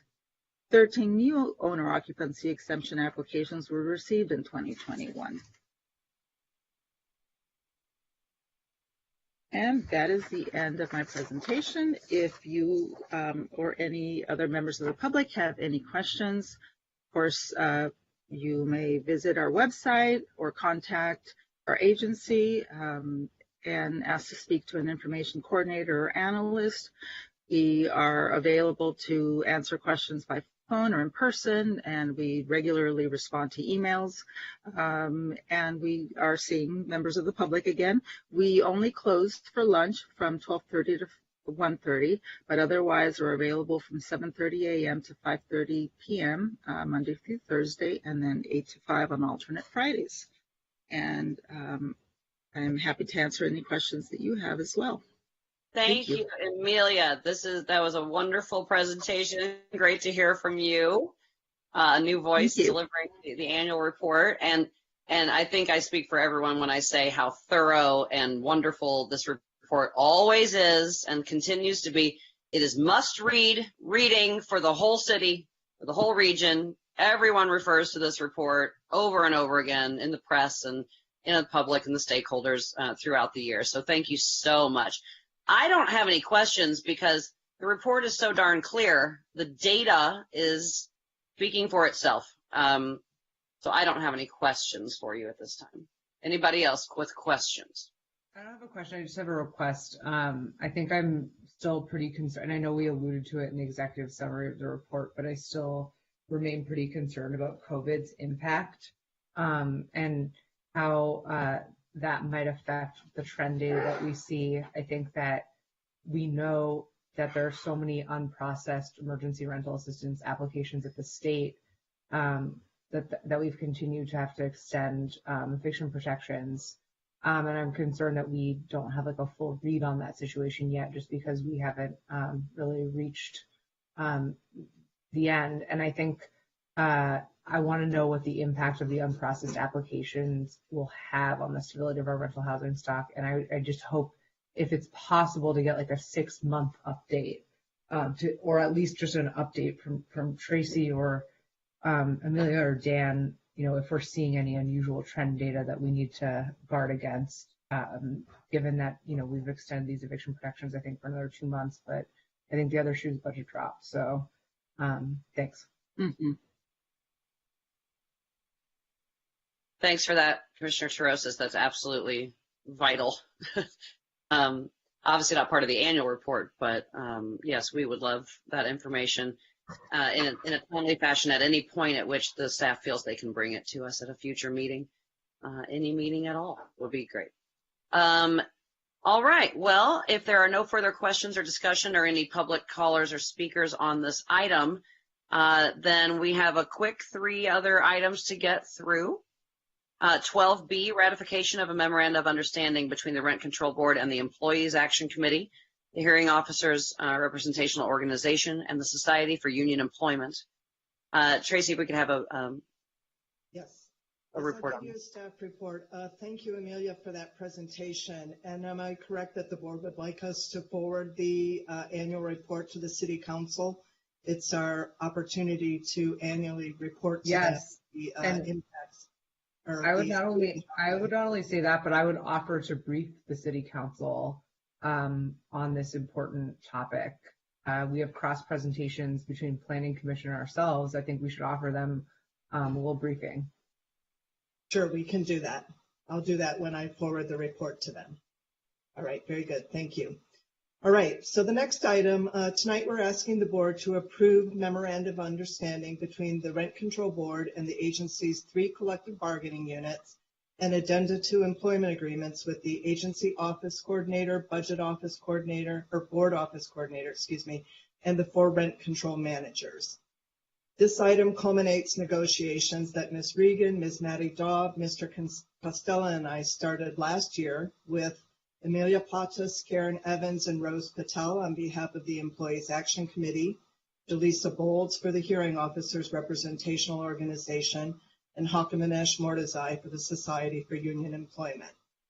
As we all know, and as the annual report presentation reinforced, the people who provide the agency's services are the essential contributors to the agency's successful completion of its mission. I want to take this opportunity to thank each of them for the dedication and commitment they've shown to continue providing our full range of services through the last 2 challenging years. I also want to acknowledge that all agency employees collectively agreed to forgo cost of living adjustments in 2021, giving us an opportunity to assess the economic impact of the public health emergency. So now to the current agreements. Ms. Regan and I met with the board several times during the negotiations, and you provided guidance and authorization along the way. I want to thank you for demonstrating throughout the process both your understanding of the contributions of our valued employees and your fiduciary responsibility under the rent control law. The agreements before you tonight are for a 3-year period, January 2022 through December of 2024. They provide for fair and reasonable cost of living adjustments of 3.5% effective January 1st of this year, and cost of living adjustments in 2023 and 2024 equal to the annual change in the Los Angeles Area Consumer Price Index for the preceding year, but not to exceed 2.5%. For all employees except for the 4 managers, the agreements also include one-time payments of $1,500 in 2022 and $1,000 in each of the other 2 years of the contracts. The contracts and addenda include non-compensation adjustments as well, which are summarized in the memo you received in your packet and which have been posted on the rent control website. The members of the bargaining units have ratified the agreements, and the employees subject to the employment agreements have approved the terms summarized in the memo. Tonight I'm asking for the board's authorization to enter into the agreements on your behalf, and I'm happy to answer any questions. Thank you. That was a very democratic and wonderful and vigorous process, and I'm glad everyone got through it and to an amendable agreement. I don't have any questions. Carolyn Trosis? Yeah, I just want to say thank you to everyone. I don't feel like I have specific questions just because we were, going back and forth and being briefed on this throughout the duration. But what I do want to say is that, I hope that all of our employees understand that we are an agency that believes in workers. We believe in our workers' voice and their dignity, and I just want to say personally appreciate, all of the sacrifices that all of us who have been on the front line in the public sector have had to make in the last 2+ years as we've helped folks who are really in crisis. And so first of all, thank you. I want you to know that we really see you and appreciate you, and I think we want to be an agency that recognizes our workers' needs and voice. So thank you for working as hard as you do, and also helping us be fiscally prudent, and at the same time reward the work that we really do appreciate so much. So I just want to say thanks, Tracy, as well. Very well said, Commissioner Trosis. Very well said. Can't add anything to that. All right, if there's nothing further on that item, then we'll go to 12C. No, we need to vote on. We need you I'm to sorry. vote. I'm so sorry. Then let's entertain a motion. So move to ratify the MOU between ourselves and the 3 union. And the employment agreements with the employment agreements. Thank you. Thank you. Is there a second? I'll second. All right, if we can have a roll call vote, please. Yes, Commissioner Sultan. Yes. Commissioner Trosis? Yes. And Vice Chair Foster? Yes. All right, Motion that carries. carries. All right. Thank you.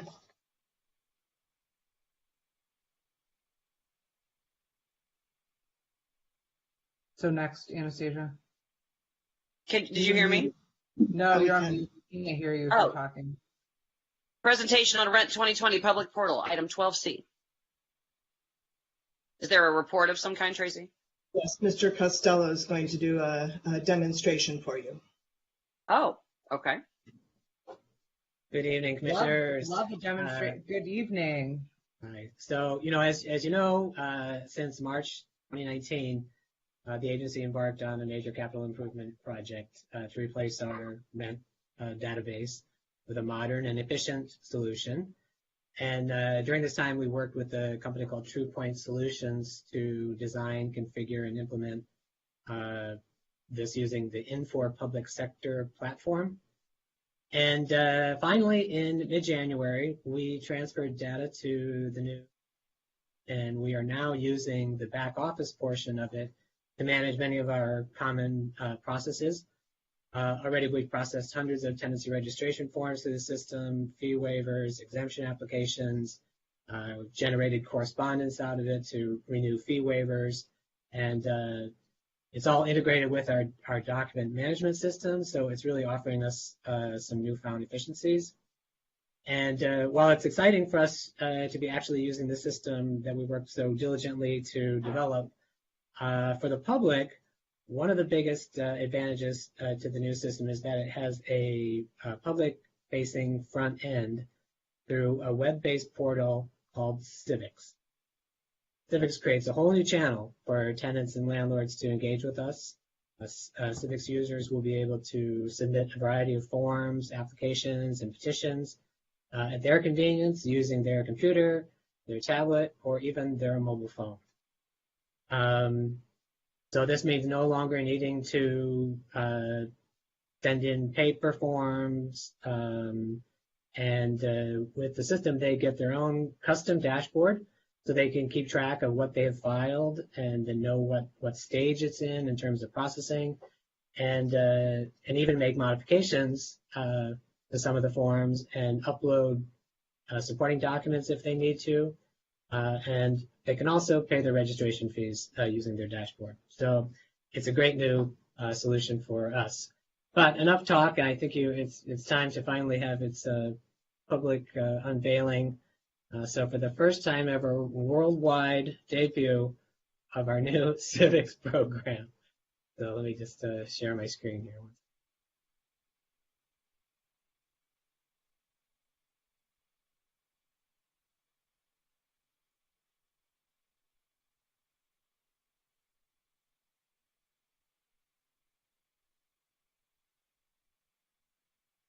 All right, so you should be seeing our new Civics Login page. What I want to start showing you, first of all, is that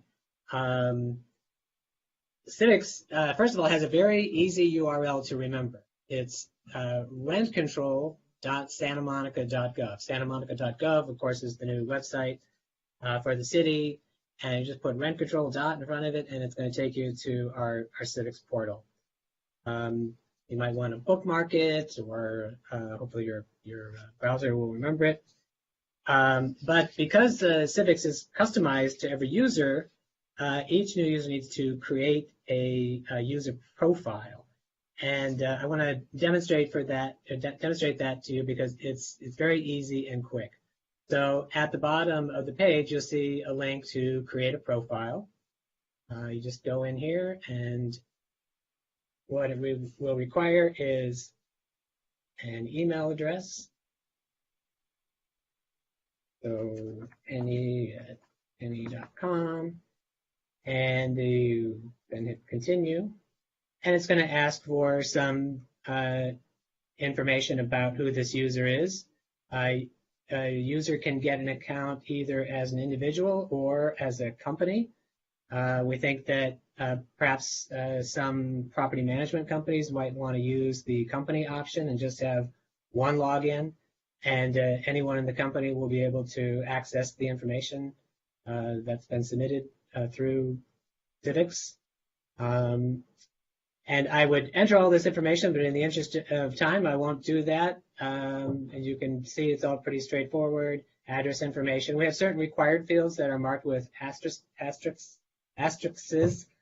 and then some that maybe are not necessary if it's a address too. And I would continue here, but it's going to show me that I haven't filled in all this stuff. But when you continue, you can enter your password and then set up your account. So as a user, I already do have an account.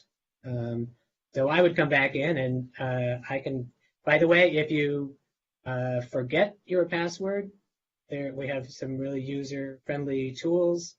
So you can just enter the email address that you entered when you signed up, and it will help you recover your password. So, great. I'll just log in very quickly.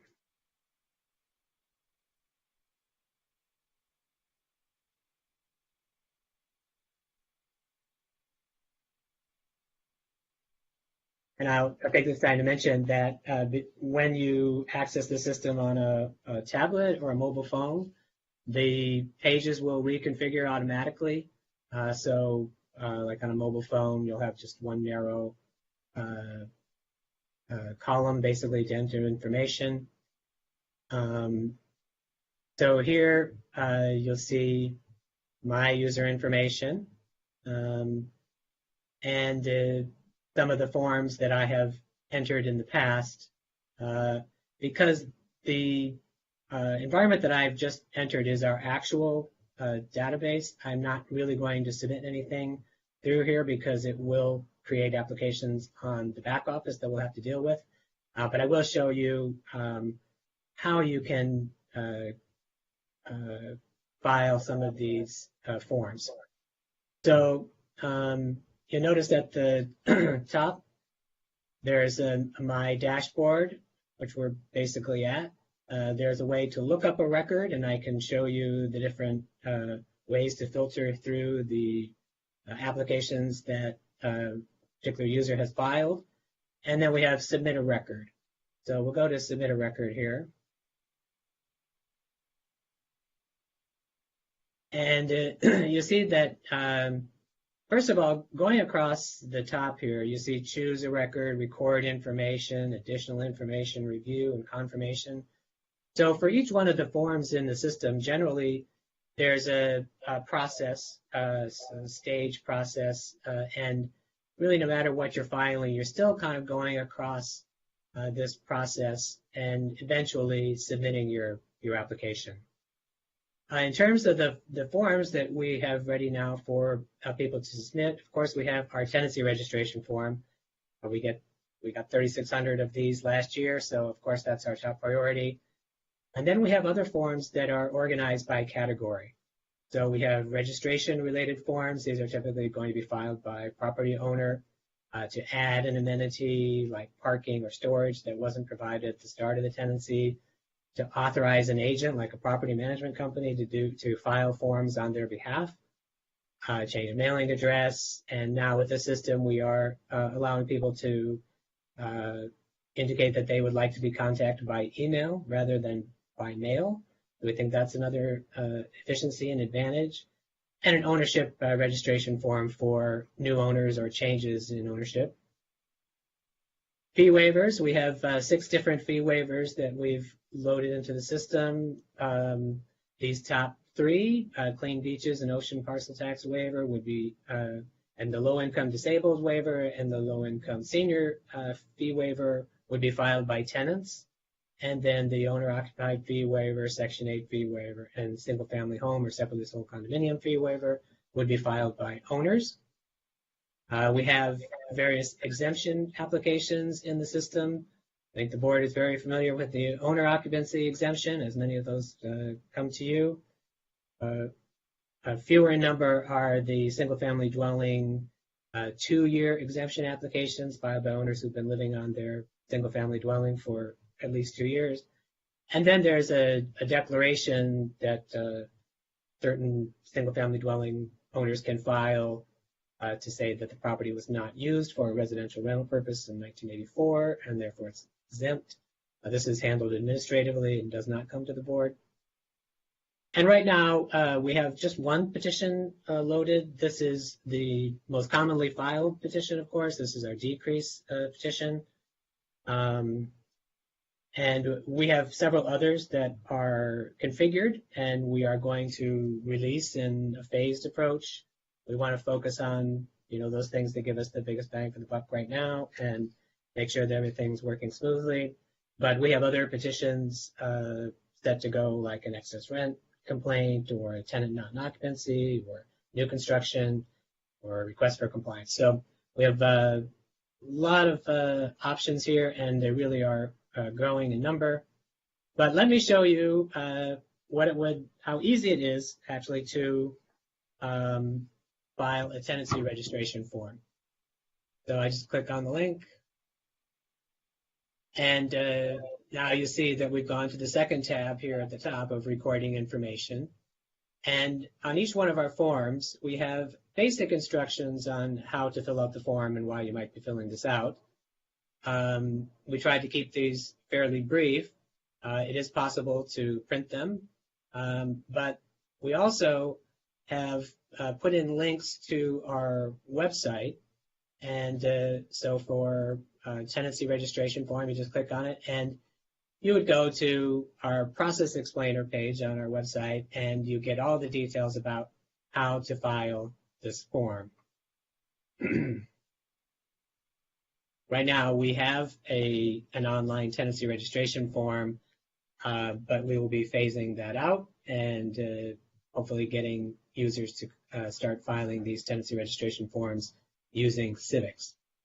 So first, for tenancy registration forms, we need to know whether or not this really would qualify for a market rate reset of the rent. So the tenancy would have to be on or after January 1st, 1999.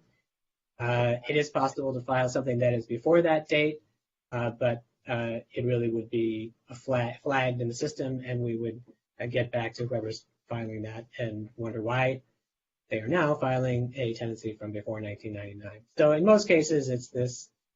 And then, and this is very typical of all of our forms, you have to identify the property that you're talking about.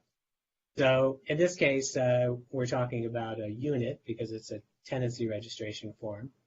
And in all cases, you'd hit the blue Add Primary Site button, which opens a search page where you can enter the unit's address.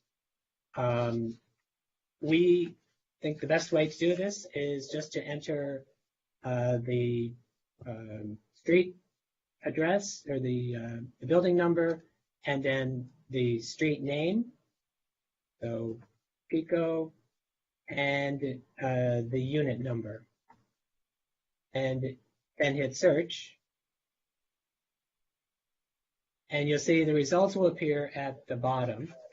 And you just click the radio button, and then you can add the site. If a property does have more than one building number, then the user needs to put in the correct building number. If they don't put in, for example, a unit and they search, they'll get all of the units on that property. But it's pretty easy to find the unit that you want, and then, sometimes you have to scroll down here to add the site if you're showing a lot of units. And over here, you'll find that the site has now been added, this application. And that's all you need to do on this page. No location details are necessary here. And then you just hit save and continue. And like most of our forms, it's really a two-page form. The instructions follow over to the second page, but you can reduce them. And here we're asking for, we have four different sections on this form indicated by the gray bars. And under form details, you would enter the unit. Although you selected that when you chose the site address, we did this as a check to make sure that we got the right unit to register. And then you'll see that there are a number of other fields, and these are not marked by asterisks. So we ask for this information. It's helpful, for example, to have property owner information or property manager information, because oftentimes there are issues with forms and we need to get back with somebody about it and find out what's going on. Then we can move down to new tenant information. This is a calendar, so it's easy to jump back. Let's say this tenancy started March 1st of this year. One of the built-in system functions of this application is this time clock, which we suggest people set to 1 a.m. This really has to do with how it appears in the MAR history for the property, more than you need to know. But I would like to point out that for each one of these fields, we have a little information icon, and users can hover over that information icon and get a little bit more instruction on what they should be doing in that field. So here we're asking for the initial monthly rent. Of course, that's very important for a new tenancy registration. Registration fee, if any, maybe they don't charge it. Surcharges, this is only for older tenancies, as you know. And we did not hide the instructions on this one. We put it right next to the field name. So if the tenancy is on or after March 1st, 2018, you can't add surcharges. So hopefully we'll stop people from trying to add those. And then 2,400 will be the total total collected. And then because this form can be used to register a variety of tenancies, in this case, we're looking for a standard tenancy registration. Some of the other options are after an eviction for owner occupancy or some things like that, where we have to look at some different dates. But most of the time, it's going to be standard tenancy registration. Then we have an additional information section.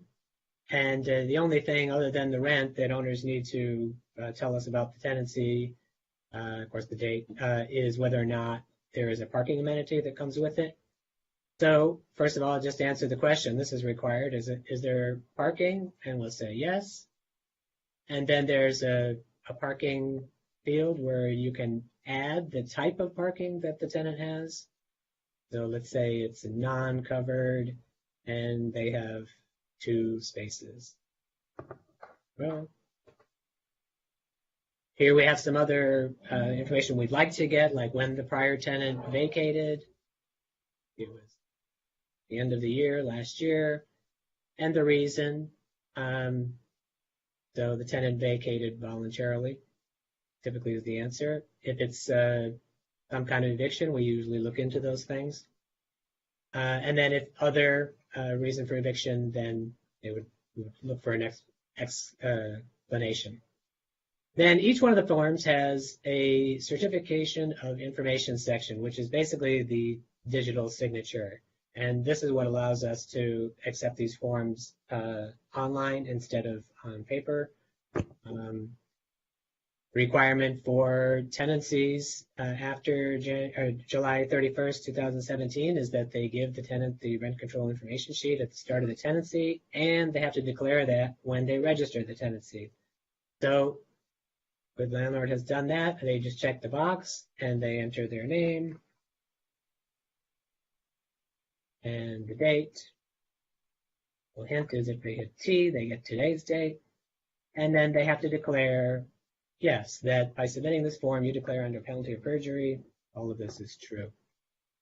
Hey, Dan, can I interrupt you to ask a question really quick? Sure.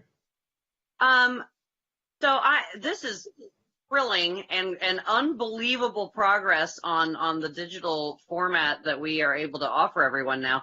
I have to admit, I was not aware that your presentation tonight was going to go into such deep levels of detail. Is this something that would perhaps be served by a whole separate seminar for people who are interested in this level and depth of line by line detail? Or I was wondering how much. Certainly. The last thing. From the noticing on the agenda, I wasn't aware, and so maybe the public wasn't aware that this would be of such great depth tonight.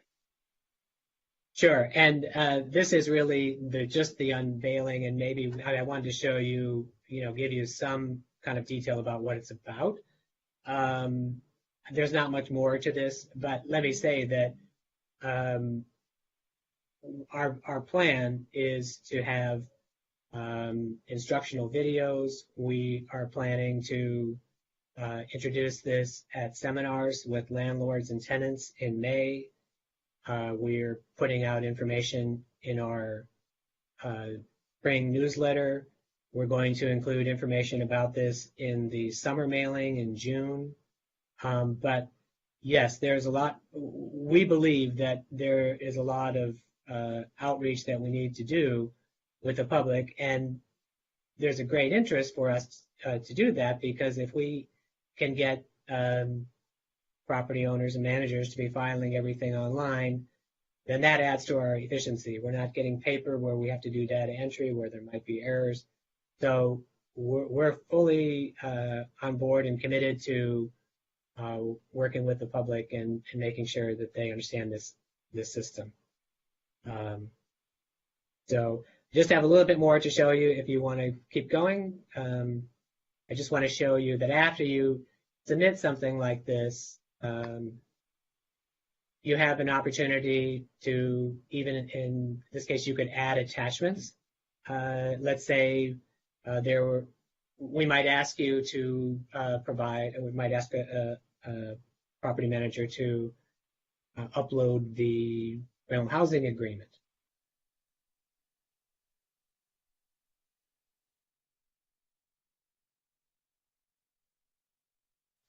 So that's an option here.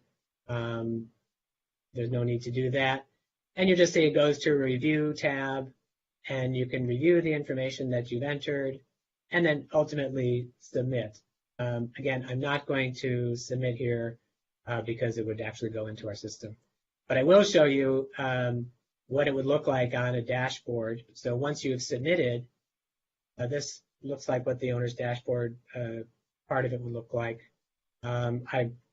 I should tell you that this environment is not our production environment, and so it hasn't been fully configured, and some of the server configurations aren't great, so we sometimes see error messages or delayed page refreshes, but that's nothing to be concerned about. This is not the real environment. And one other thing I want to mention is, even though owners and tenants can submit these forms with us, it doesn't mean that it automatically updates our database. Each one of these goes into that back office that I was talking about, and then they're reviewed by staff who go through a series of reviews, and each form can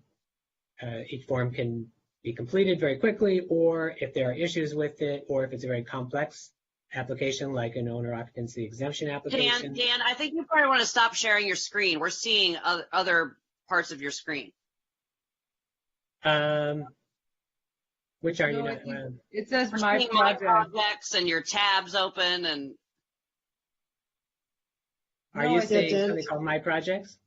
Yeah, well, that's if you're right. done with the demonstration part, yeah, we can just and go back wrapping to up, your, you could. Yeah. Okay. Just really quickly, Dan, as you're stopping sharing your screen, is what you were showing us is what like a member of the public would see when they're submitting something, correct?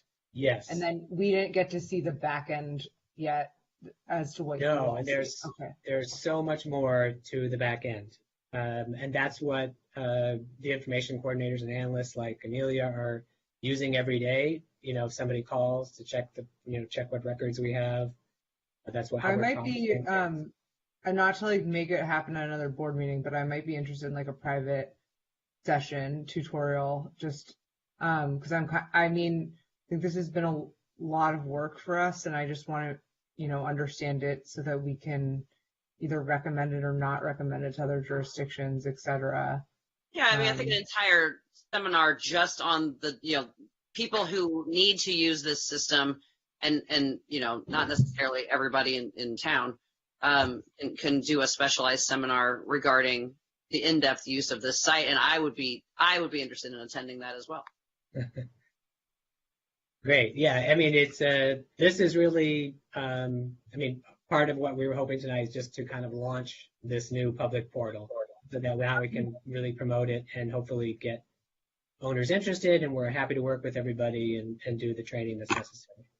Yes, it's going to be a wonderful addition to this site and to other jurisdictions who want to use our system. It's going to be incredible, and for gathering all the relevant data that people in the housing community need. So wonderful, and thank you so much, Dan. That was awesome, and I can't wait for a specialized seminar. That's going to be cool. Congratulations. Right. Well, it's a team effort, and we are very happy we are here. We are. Yes. I mean, you guys should get a ticker tape parade for finishing this portal. This is so. Some of us know what you went through. All right. Well, do you have anything else you want to add, Tracy or Dan, on this? Or no, I don't. I thank you, Dan, for giving us the demonstration. And yeah, Dan's got a big plan for launching it and getting the word out and setting up the seminars and everything. So yeah, of course, that's right. Public engagement will be a huge part of this and of making it all worthwhile. Commissioner Trosis, you had something to finish up? Yeah, Dan, just let us know how we can help promote. And are you planning on putting out a press release, or how are we planning on kind of announcing this? And then what is the official date of launch? Well, first of all, as far as promoting, as I said, we're going to have it in our spring newsletter in May, which will go out to all the property owners and tenants. And then we have an article in Seascape in early June. We're going to be using City Social. We're going to be pushing it out through our email list. We're going to be, as I said, putting it in our summer mailing, every opportunity that we can to get people on board. And what's the date? Like, is today the date that we're launching it, or what's the official? Well, so one of the things that we want to make sure of when we get a lot of users is that the system is working optimally. And right now we are looking at some server upgrades just to take care of some things that are a little bit slow in the system, because we want people to have a really good user experience, right away. So really, once that piece is done, we're ready to go. Everything's built, and we'd love to see people using it. It makes our jobs easier, less prone to errors, and no data entry errors. I would say our target date is like within a couple of weeks, as soon as we can get the server issues upgraded. So maybe May 1st. I think that's kind of timing wise. That's approximately when we would be inviting people to start establishing accounts. Got it. Wonderful. Thank you, everyone, for this. There's going to be so much more on this, and we really, we know how huge of an effort this has been, and it's quite an accomplishment. Everything this agency does turns out on time, on budget, and better functionality than most other municipal bodies ever produce. And we really mean that, and we really appreciate it. On to the next item, considering a resolution to support the Tenants in Common bill. Tracy, I was curious, what was the origin of this item? Well, this is something that Rebecca is going to give a little staff report on, but our colleagues at West Hollywood have been working with Assemblymember Bloom on this particular legislation and asked for the city's support. The City Council has supported this legislation, and Rebecca will explain, why we think the board may also want to join in supporting this legislation. So that's, it's within the realm of the types of things that the board has supported in the past, which is why we brought it to you. We're anticipating a hearing coming up fairly soon. So we wanted to give you the opportunity to support it if you'd like. And I'll okay. let, I have some reservations about about the bill in its current form, so I am curious to hear what Rebecca has to say. Okay. Okay, so good evening again, commissioners. I'm just going to give a quick summary report. You have your staff report on the item in your. This item was initiated by staff based on previous board direction that staff bring to its attention bills introduced by the California legislature that would advance the legislative priorities that the board has identified. Currently, this is regarding the item 12D regarding support for Assembly Bill 2386, authored by Assembly Member Bloom. Currently, local agencies can regulate the conversion of multifamily residential rental properties to common interest developments like condos, stock cooperatives, and planned developments through the authority granted by the Subdivision Map Act. But there is no state law specifically authorizing local agencies to regulate conversion of multifamily rental housing to tenancies in common. Because such conversions to tenancies in common are not subject to any type of regulatory authority, tenancy in common conversions can be used as a loophole to effectively convert multifamily housing to condos without any local oversight.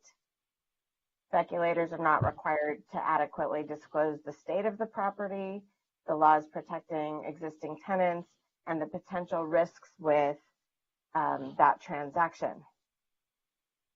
AB 2386 closes the loophole in state law that has allowed speculators to circumvent state and local laws that regulate common interest development conversions. The board's legislative, the measure would simply allow local agencies to create parameters for such conversions, similar to the requirements laid out in the Subdivision Map Act. So it's a bill that would create authority for local agencies to create some oversight protections. The board's legislative priorities include supporting legislation that could prevent eviction of long-term tenants, and this bill would satisfy the board's legislative priorities if passed, to support the goal of preserving affordable rent control units and protecting tenants from displacement.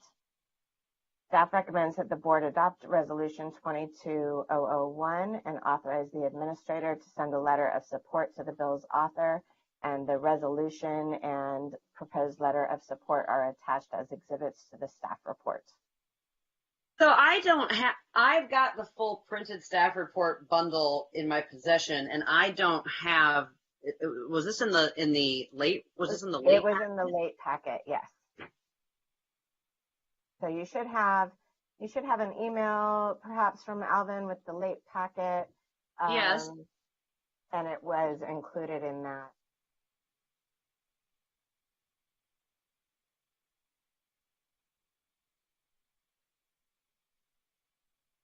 Oh, I don't know. I'm I sorry, guess. one moment.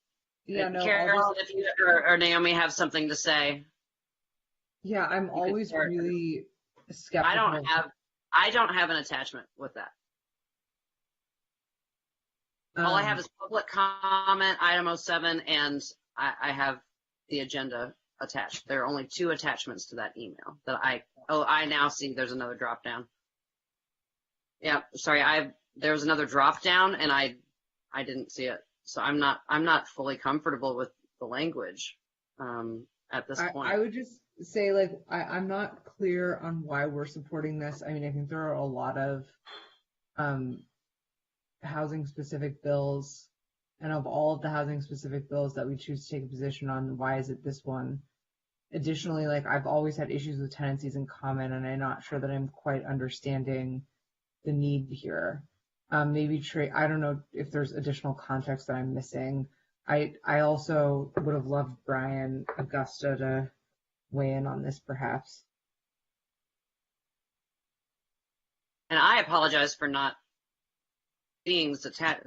I mean, I see the bill language, by the way. It seems like pretty benign. I'm just going to be honest. It looks a little bit like a gut and amend. I'm not super clear that this is the full language. So I don't know. I would be more comfortable waiting to see how this shakes out, or like what the exact context is here. Maybe I'm missing something. Well, let's let Rebecca respond.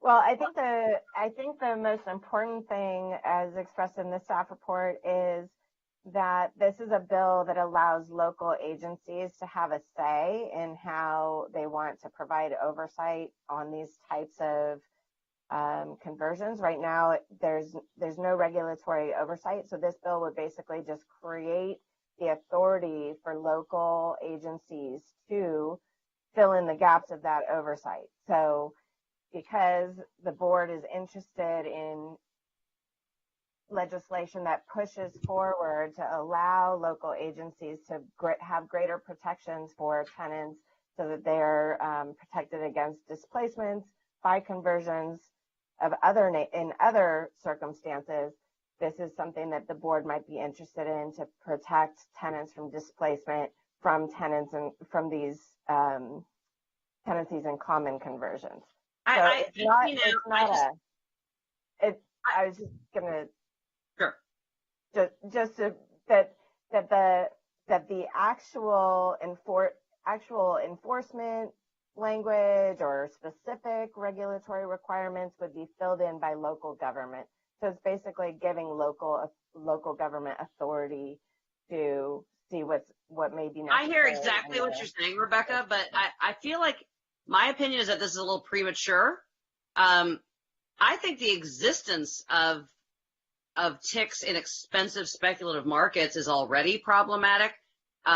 There are issues with people choosing their neighbors. There are issues with how those units are sold, down the line the next time.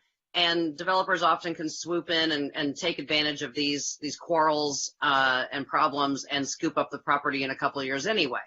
I'm not even certain I'm a fan of this prospect, but also there can be changes in various cities where city councils or rent boards become, less favorable to tenants and could write tick laws that allow wild conversions of multifamily to condos as well. So I totally understand why like a fellow jurisdiction, like maybe West Hollywood or somebody saw that doing something is better than letting it go wild. But for me personally, I'm not prepared I'm not convinced quite yet tonight. Commissioner Terosas? Yeah, if I were to see okay, in a typical fact sheet, here's the problem, this is the solution, and this is why this is the solution. I am not hearing anything other than West Hollywood has a problem. If we heard multiple jurisdictions have a problem, this is a rampant issue across the state. I just am always wary of bills that try to design local, a blanket local solution with local control for one jurisdiction, which then may have unintended consequences in other jurisdictions across the state. So I understand that while West Hollywood has good intentions, I actually, again, would love more information, because looking at the bill, it really strikes me as a gut and amend here. Unless I'm totally misreading this, it seems. So we may miss, yeah. If we can't agree, if all three of us can't agree, then we can't do it tonight anyway. So if even one of us, which might be me, disagrees, we would miss one hearing. It doesn't mean we can't discuss it again. It doesn't mean we can't, track this bill as it moves further. Absolutely. And again, for my part only, I apologize for not seeing the drop down of the other two attachments. I read all my reports in advance, and I missed that one. However, I know enough about ticks. I love the idea of social housing. I love the idea of protecting buildings from Ellis and things like that, but I think it's fraught with danger at the same time, and needs to be examined carefully. And I'm just not prepared tonight to move ahead in time for that particular hearing, but I'm definitely open to discussing it again. And does anybody else feel similarly or differently? Yeah, and I would also say, Tracy, since we're going to have a meeting in 2 weeks, I looked at the history of the bill. It doesn't appear that it's been set for a hearing date, but I could be wrong. And so if something happens that's urgent, if I had more information, I would be happy to get along here, but I don't. So, yeah, in 2 weeks, if it's urgent, yeah, let's bring it up again. Sure. Sorry, Rebecca. It's not like a, it's fine. It's not, I have no agenda with it. It's presenting it for your consideration, and your views are perfectly reasonable. So I completely understand where you're coming from. Well, I'm not Absolutely. detecting consensus. So I can count to 3. So I think we don't need to take action, Tracy, if we can't, if it's clear there's not consensus. All right, very good. Well, thanks anyway for that presentation. It's food for thought. Okay. All right, well, it's time to move for adjournment, and I believe we are going to have potentially notice of a meeting on April 28th, a special meeting of the Rent Control Board to have part 2 of a public hearing. But other than that, our meeting would be on the regular second Thursday of May, so potentially both. I believe Tracy has a few words to say to adjourn in honor of an old friend that the board has lost. Tracy, would you like to do that for us? Commissioner Trosis, were you going to say something?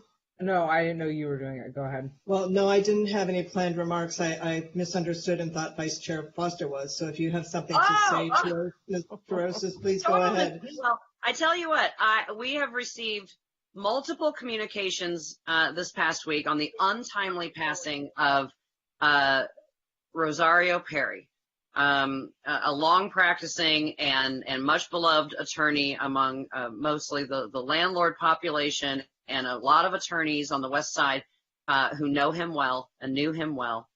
It was a tragedy and a loss to so many of them. Some of our local folks, Michael Millman wrote to me, some other folks wrote to me that they actually attended law school with him, that he received top marks while in law school, served on the law review, and among other accolades during his time.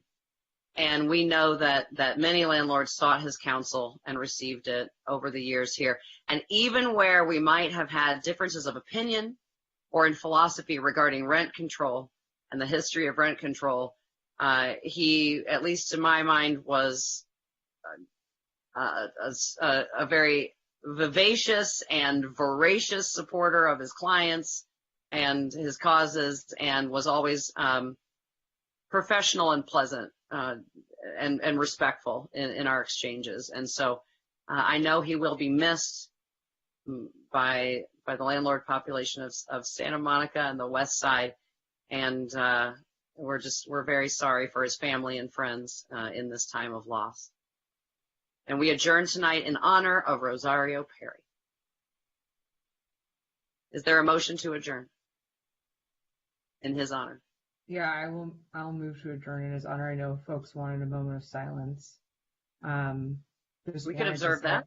Yeah, I just wanted to say as well that I think we're all sad. It's always fun when you're able to have, intellectual discourse, despite the fact that you might not always agree. So he kept it fun. He kept it interesting.